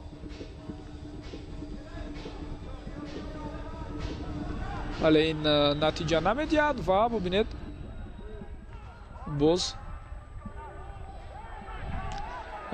این لحظه در میدان باز یک فوتبالبازی نو در هیئت دسته برقچی هنرنمایی کرده است. این رقم 15 بختیار غیورov است.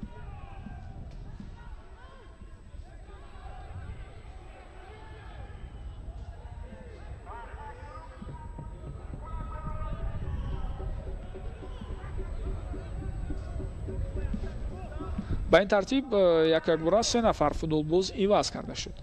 شرافگان سعیدov، محمد قربانov و بختیار غیورov به میدان برآمدند. آنها به جای مهربان غفارزاده، مقداد روزیخov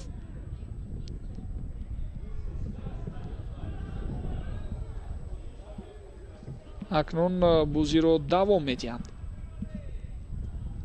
و همچنین یونس اسمتالویف هم از میدان گرفته شد.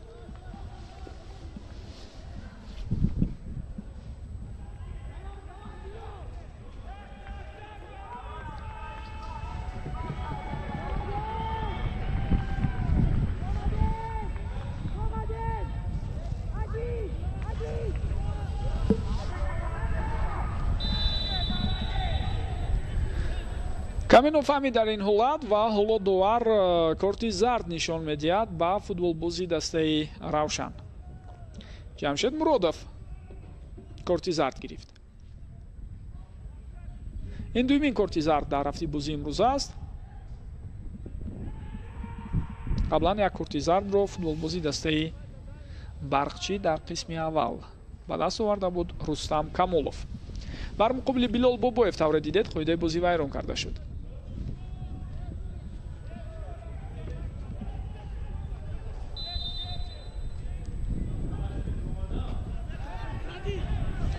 бениҳоят партофти баланд ба самти Масрур Ғафуров ва маълум буд ки дар ҳамон ҳолат Масрур наметавонад тӯбро дар майдон нигоҳ дорад.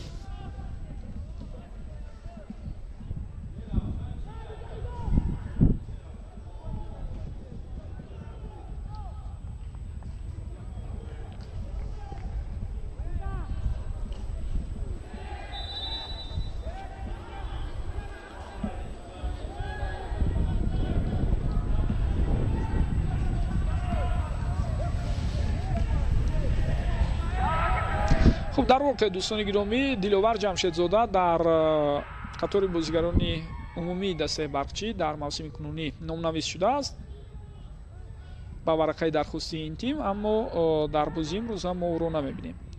همچنین باز یک قطار از فوتبالبازان دیگر مثل ربانی کمالوف، احمدجان عبدالستاری، شعبان نعیمов در بازی امروز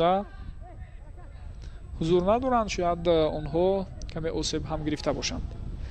дирӯз байни ҳайатҳои ҷавонони ҳар ду даста рақобат сурат гирифт ва онҷо 3-2 футболбозони дастаи ҷавонони барқчӣ пирӯз шуданд.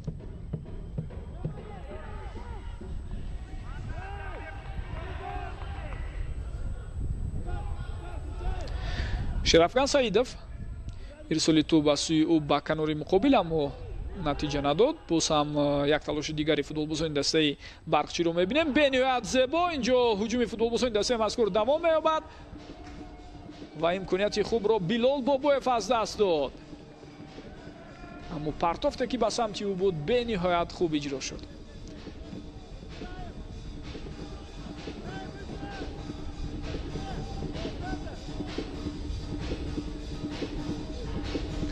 як бори дигар метавонед бубинед паси иҷро шударо ба самти Билол Бобоев. метавонист албатта дар ҳамон лаҳза агар каме ҷуръат пайдо мекард бевосита сӯи дарвозаи ҳариф зарба занад, вагарна зудтар бо як расиш дарҳол ба ҳамдастааш тӯбро равон кардан мумкин буд. ҳоло боз ҳам футболбозони дастаи барқчӣ фаъол мешаванд ва имконияти навбатӣ, ҳисоб 2-2 дӯстони гиромӣ. шерафган саидов ки чанд лаҳза пештар аз ин аз курсии бозигарони эҳтиётӣ ба майдон баромад ба задани голи ҷавобӣ муяссар мешавад.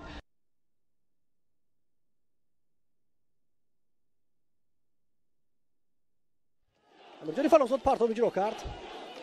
холмурод назаров топхӯя зарба зад. ин иштибоҳи дарвозабон будааст ки Аҳлиддин Ҳабибуллоев тӯбро ба даст гирифта натавонист. дар аввалин расиш лихтааш тӯбро гирифту сар дод.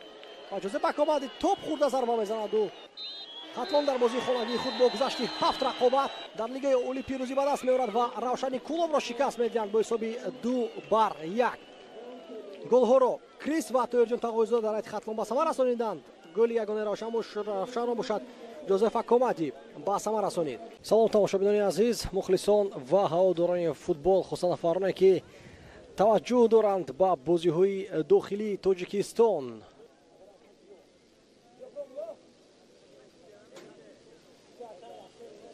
муҳаммадҷон Насков рақами 23 ва аз тарафи чап бошад 27 Шаҳриёри Иноятулло.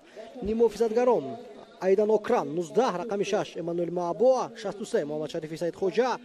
ва дар хатти ҳуҷум аксу ҳуҷуми Равшан Тоир Маладустов парто ба ҷаримагон, беҳтарин имконият зарба ва бармегардонад Аҳлиддин Ҳабибуллоев.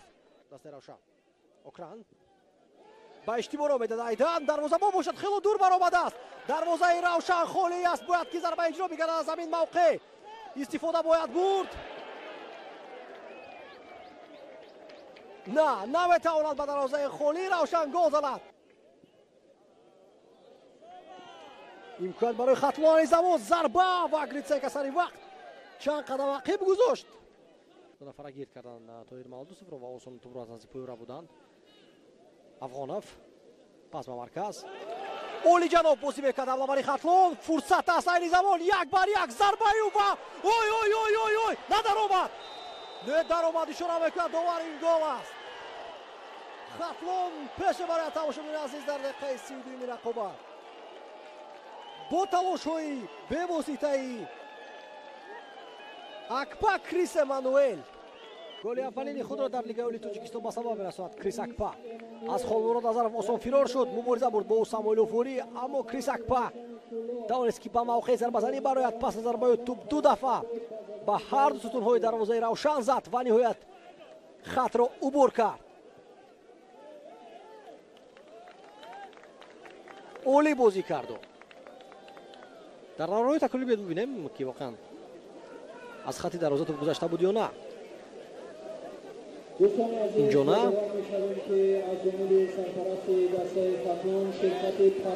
айдан окран яке аз заифтарин бозигарои равшан аст имрӯз дар майдон.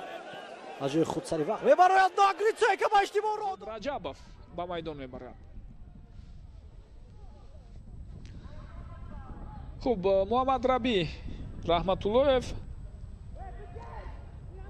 Раҳматшур Раҳматзода ва Азизбек Ҳаитов аз ҳайати дастаи равшан ба дастаи мунтахаби ҷавонони тоби 30 солаи кишвар ҷалб шуданд барои ishtirok дар ҷоми Осиё. тағйирот дар ҳайати дастаи барқчӣ. футболбоз акнун аз майдон баромада истодааст ва ба ҷои ӯ ҳамдастааш бояд ба майдон барояд. ва аз байни се футболбози равшан ки ба тими олимпии кишвар ҷалб шуданд, ду нафар бозигарони муҳим буданд. аз ҷумлаи бозигарони асосӣ ҳам ҳастанд. Азизбек Ҳаитов бо ҳамроҳии Раҳматшур Раҳматзода. ирсоли тӯбро мебинем. вазъияти хатарнок аст дар дохили ҷаримагоҳ. тӯб дар ихтиёри футболбозони дастаи равшан, аммо инҷо зарба иҷро шуда бартараф мегардад. бештаре аз имкониятҳои хуб барои Бахтиёр Зарипов пайдо шуда истодааст. ва саҳнаи такрории ҳолати қаблиро метавонед бубинед. дар ин байн футболбозони дастаи равшан боз ҳам ҳуҷумҳои навбатии хатарноки худро мехоҳанд роҳандозӣ кунанд ва қоидаи бозӣ вайрон мешавад. бале,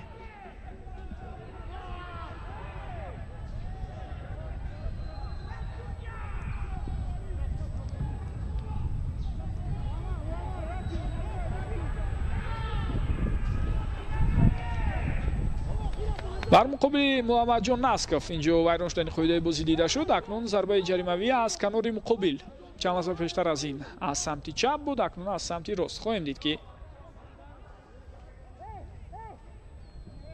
вазъияти стандартии навбатӣ чӣ гуна натиҷа медиҳад барои дастаи равшан. Муҳаммадҷон Раҳимов дар назди тӯб. ӯ баъзан вақт аз ин гуна нуқтаҳо метавонад бевосита зарбаро рост сӯи дарвоза ҳам равон кунад.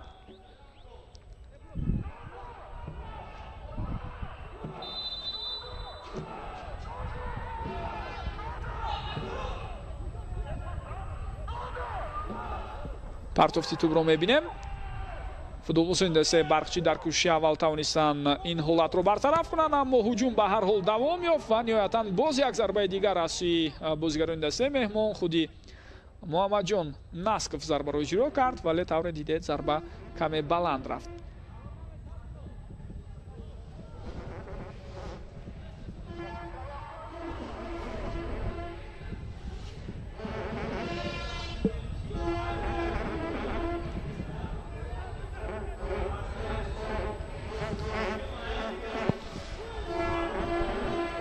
ду легионери дигаре ки дар курсии бозигарони эҳтиётии дастаи равшан номнавис шуданд, яке Евгений Оанча ки аз кишвари Молдова аст, 4 маротиба чемпиони ин кишвар шудааст ва дар лигаи якуми футболи Русия ҳам қаблан бозӣ кардааст дар ҳайати дастаи СК Хабаровск.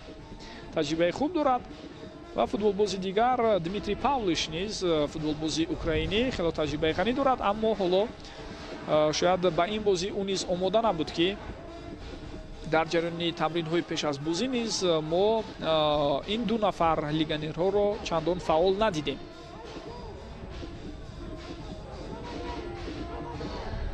ирсоли навбатии тӯб Мусо Нурназаров пас медиҳад ба ҳамдастааш.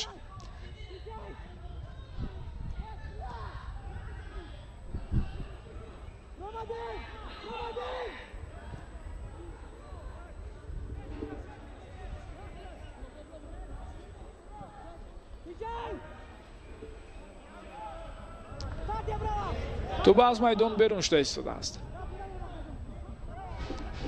хуб, талоши навбатии футболбозони дастаи равшан бо ҳамин боз ҳам натиҷа надод.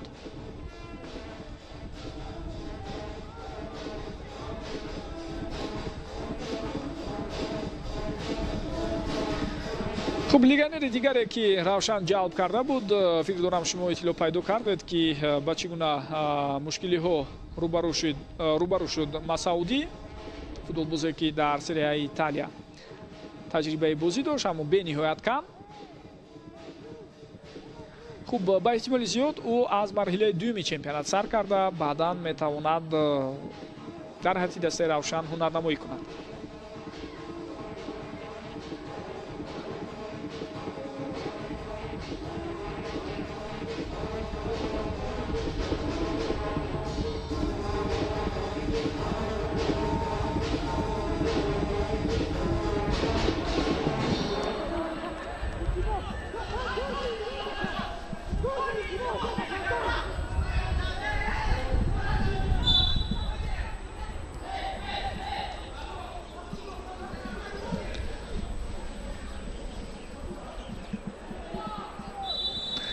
خب باز یک حالت دیگره که قاعده بازی ویران می شود. بختیاری خورشید با فوتبال بازی حریف برخورد.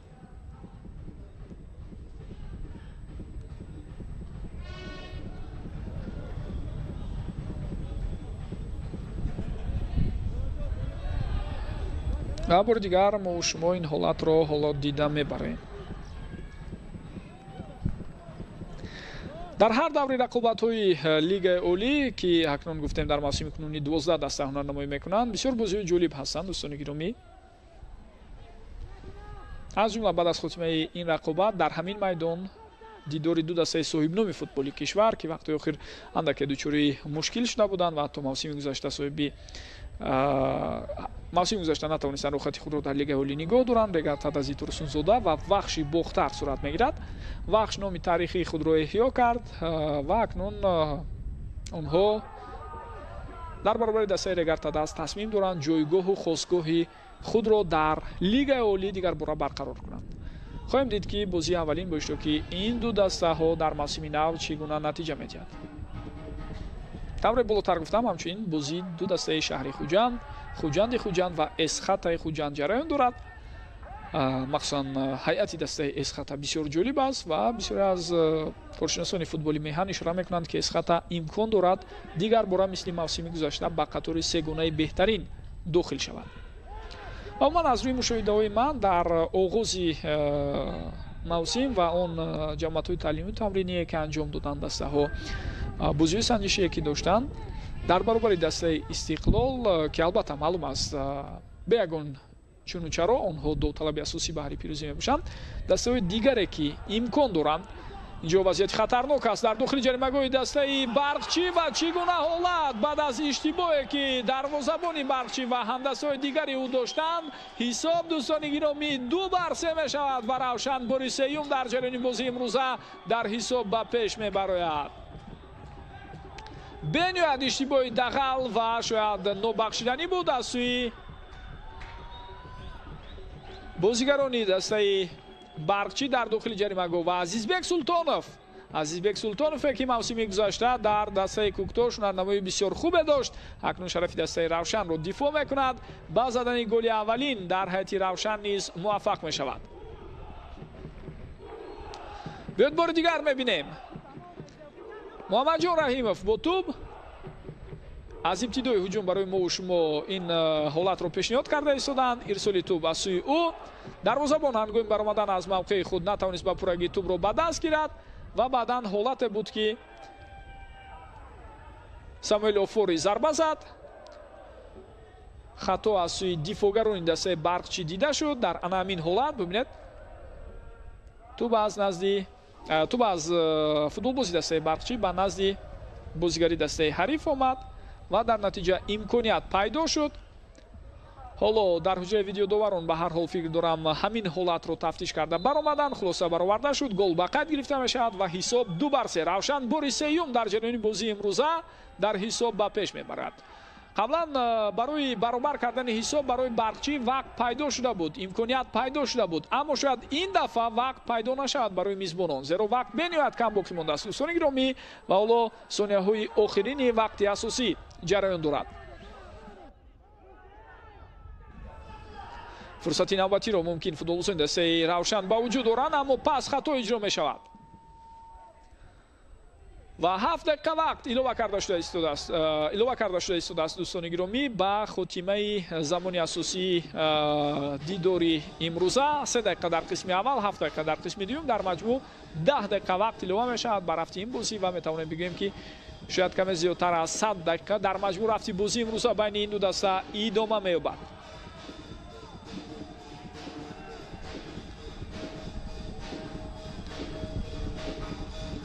ва дар маҷмӯъ аз рӯи мушоҳидаҳое ки ман доштам мехостам танҳо ин фикри худро гуфта гузарам. чунин ба назар мерасад ки ба ҳар ҳол барои ворид шудан ба сегонаи аввал ғайр аз Истиқлол, албатта мавқеи онҳо ҷои шаку шубҳа надорад, дастаи клуби марказии варзиши Артиш, Эсхата, Хуҷанд, Равшан аз ҷумлаи муддаиёни асосӣ ҳастанд. ҳосилот ҳам ҳайати бисёр хубро ҷамъ овардааст, аммо то куҷо онҳо муваффақ мешаванд ҳоло вақт нишон медиҳад ва мумкин аст мисли мавсими гузашта. дӯстони гиромӣ, инҷо имконияти навбатӣ ба футболбозони дастаи Барқчӣ шикор мекунанд. инак ҳисоб 3-3 мешавад дӯстони гиромӣ ва ба он хатое ки қаблан содир карда буданд посухи арзанда мегардонанд футболбозони дастаи Барқчӣ ва ҳисобро баробар мекунанд. 3 дафъа пайдарҳам баргаштан ба бозӣ дар бозӣ муқобили Равшан, муқобили яке аз муддаиён дар мавсими кунунӣ ки гуфтем албатта ҳамин гуна гуфта мешавад, кори саҳлу сода нест дӯстони гиромӣ. Барқчӣ таҷрибаи зиёд надорад. аксари футболбозони ин даста иборат аз ҷавонон ҳастанд, ҷавононе ки таҷрибаи бозӣ дар лигаи олиро надоштанд. инҷо ҳаракатҳои олии Масрур Ғафуровро ишора карда намон мумкин ки чӣ гуна дар қабати дуюм мубориза бурд ва ҷаиши ӯро бубинед.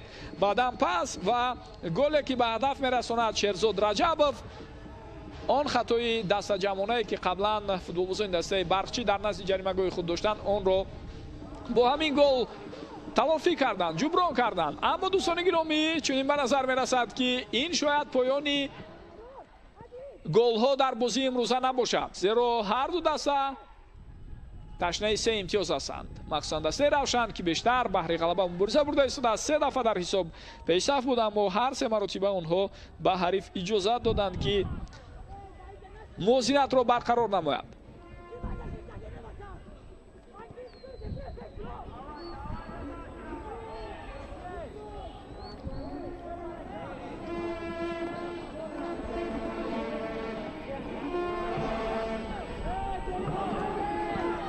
зарбаи кунҷӣ ба фоидаи футболбозони дастаи Равшан. Муҳаммадҷон Раҳимов дар назди тӯб, ирсоли тӯбро мебинем аз сӯю. ин ҳолат бартараф мешавад. хуб, як имтиёз ҳам ба даст овардан барои дастаи Барқчӣ бад нест. оғози мавсим барои дастаи аз ҳама ҷавонтарин дар лигаи олӣ ва дастае ки бидуни легионер ҳунарнамоӣ мекунад метавонад натиҷаи бисёр хуб ҳам бошад.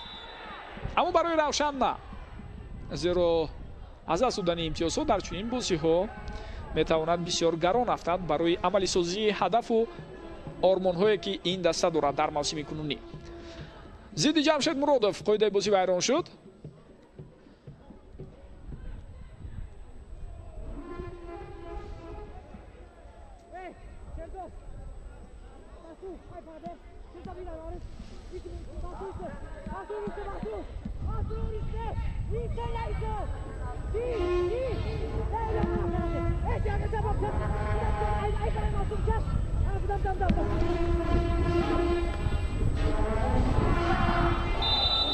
масофа дур аст, аммо мумкин мо зарбаи ростро бубинем. Ҷамшед Муродов тасмим мегирад ва зарбаи ӯ, аммо дарвозабон тавонист ки ин ҳолатро бартараф кунад. бо мушкилӣ ҳам бошад, вале дарвозабони дастаи Барқчӣ аз ӯдаи бартараф кардани ин ҳолат баромад ва нофаҳмӣ байни футболбозон, нофаҳмӣ байни бозигарон, албатта ин боиси ҷанҷоли калон ҳам шуда истодааст. мо мефаҳмем, албатта натиҷа барои ҳама муҳим аст, аммо бояд асабӣ нашаванд бозигарон. вар ҳаст, ҳама чизро дида истодааст, тафтиш карда истодааст. агар бевосита кадом як бозигари дастаи Барқчӣ вақтро кашола дода бошад ҳам ё ба вақткушӣ машғул шуда бошад, ҳатман онро доварон ҷуброн мекунанд. биёд бори дигар мебинем зарбаи задаи Ҷамшед Муродовро ки чӣ гуна дарвозабон баргардон. Шаҳобиддин Маҳмудзода ва баъдан баъд аз бархурд ишора кард ки камео сеп гирифтааст, аммо инҷо аз анамин ҳаракати муҳаммадҷон насков ҳамаш оғоз шуд. вақте ӯ зидди Билол Бобоев бо дасташ ҳаракат кард, яъне каме гардани ӯро тела дод. дар натиҷа баҳсу мунозираҳо ба вуҷуд омаданд ва тавре мо шумо дидем ин боиси як кашмакашӣ ҳам шуд.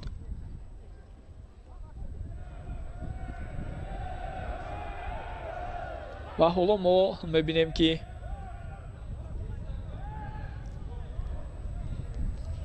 то лаҳзае ки ба дарвозабон албатта кӯмаки тиббӣ нарасонанд, бозӣ идома намеёбад. дарвозабон аз ҳама муҳим аст. агар ӯ бозиро давом дода натавонад, то лаҳзае ки ӯро иваз накунанд, ҳатто ҳолатое ки гӯем вобаста ба гирифтани корти сурх ҳам аст, ӯро иваз накунанд, бозӣ идома намеёбад. гап дар сари он ки агар дифоъгар, ним муҳофизатгар ё ҳамлагар осеб гираду чанд дақиқа берун аз майдон бошад, бозиро давом медиҳанд, аммо бидуни дарвозабон намешавад.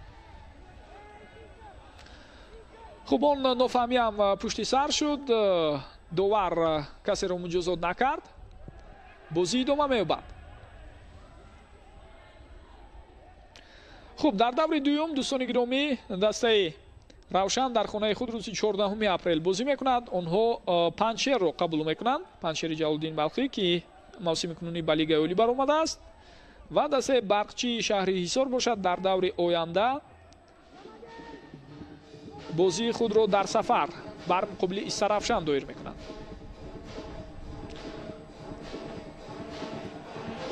бозиҳои даври дуюми чемпионат аз 12 апрел то 14 апрел идома меёбанд. равшан бо панҷшер рӯзи 14 апрел бозӣ мекунанд, ҳамчунин Барқчӣ бо Истаравшан ҳам дар сафар рӯзи 14 апрел бозӣ мекунанд.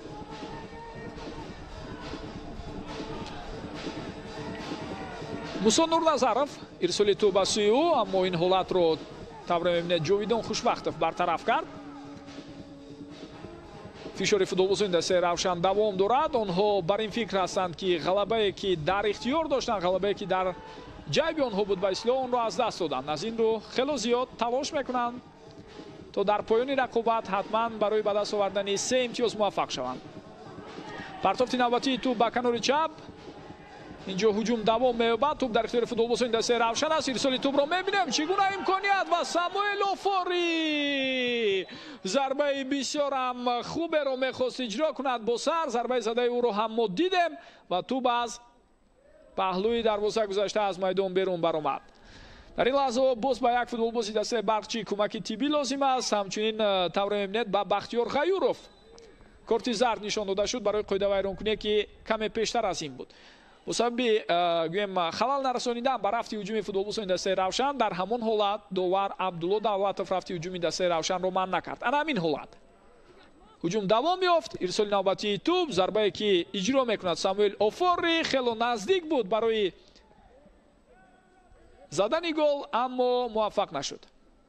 таваҷҷӯҳ кунед ба партофти анҷомдодаи Азизбек Султонов. бениҳоят хуб буд партофт. Самуэл Офори ҳам талош кард, мавқеияти беҳтарин барои ӯ, аммо зарба каме хато меравад.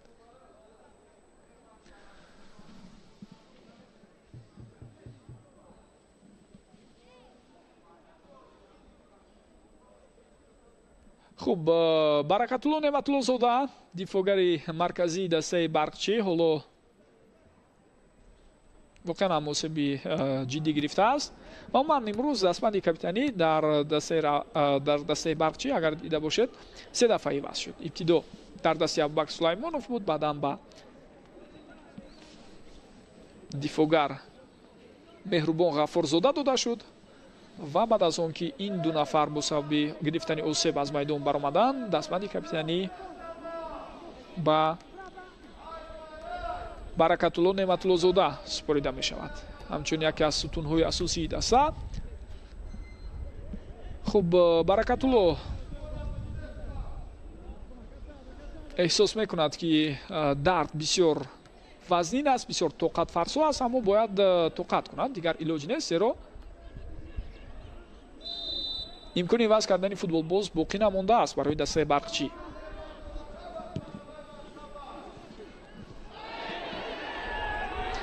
довар иҷозат медиҳад ки бозӣ давом ёбад. имконияти навбатӣ мумкин аст дар ин лаҳзао барои футболбозони дастаи барқчӣ пайдо шавад, аммо на. Гритсенко чунин шонсро намедиҳад ва танҳо тӯбро аз майдон берун мекунад. хуб, барои талофӣ кардани дақиқаҳои аз даст рафта довар фикр дорам хело вақт ҳам илова набуд, ба дақиқаҳо илова кардааш дар маҷмӯъ. хуб, нофаҳмӣ байни футболбозони ҳар ду даста ва тавре мебинем инҷо корти зард нишон дода мешавад ба Шерафган Саидов.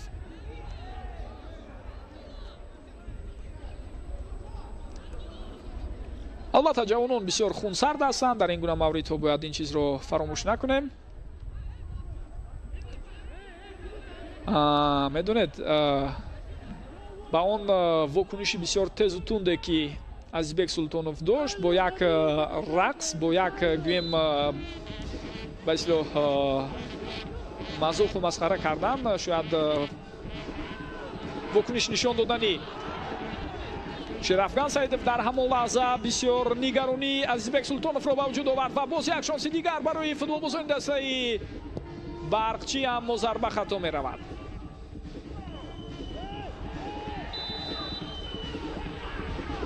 хуб, нофаҳмӣ байни футболбозон ҳамоно идома дорад дар майдон.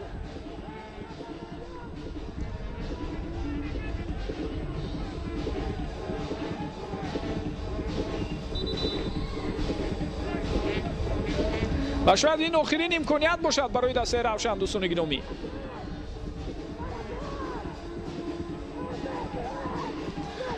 бисёр бозии ҷолибу диданиро имрӯз мо шумо бо иштироки ин дастаҳо тамошо кардем.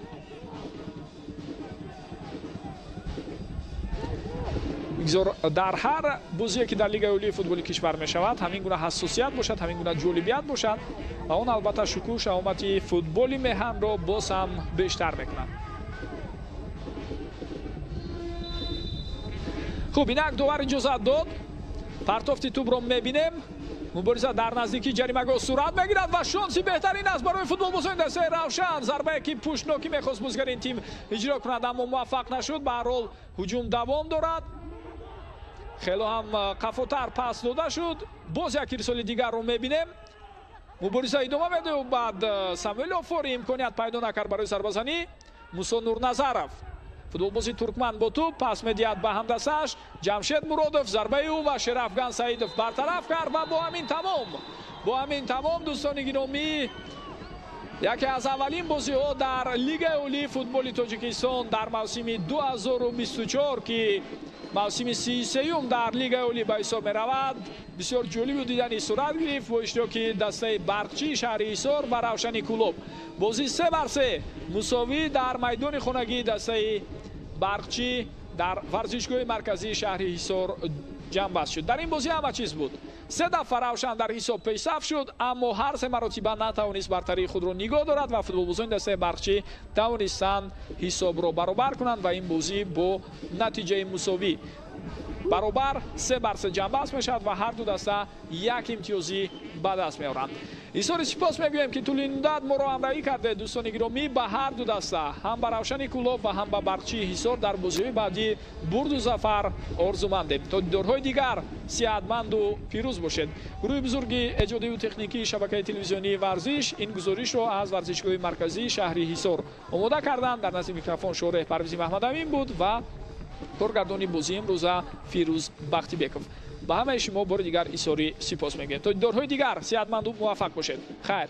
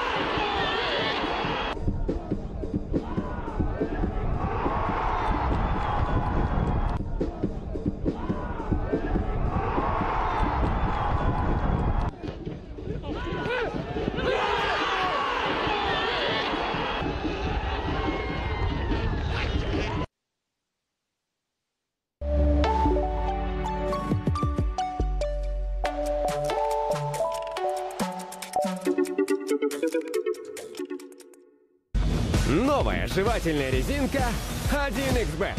Потому что из-за постоянных выигрышей вам придется чаще улыбаться. Ведь букмекерской компании 1xBet сотни событий каждый день, гарантия выплаты и быстрый вывод средств. 1xBet. Ставки на спорт, большие выигрыши, быстро и надежно.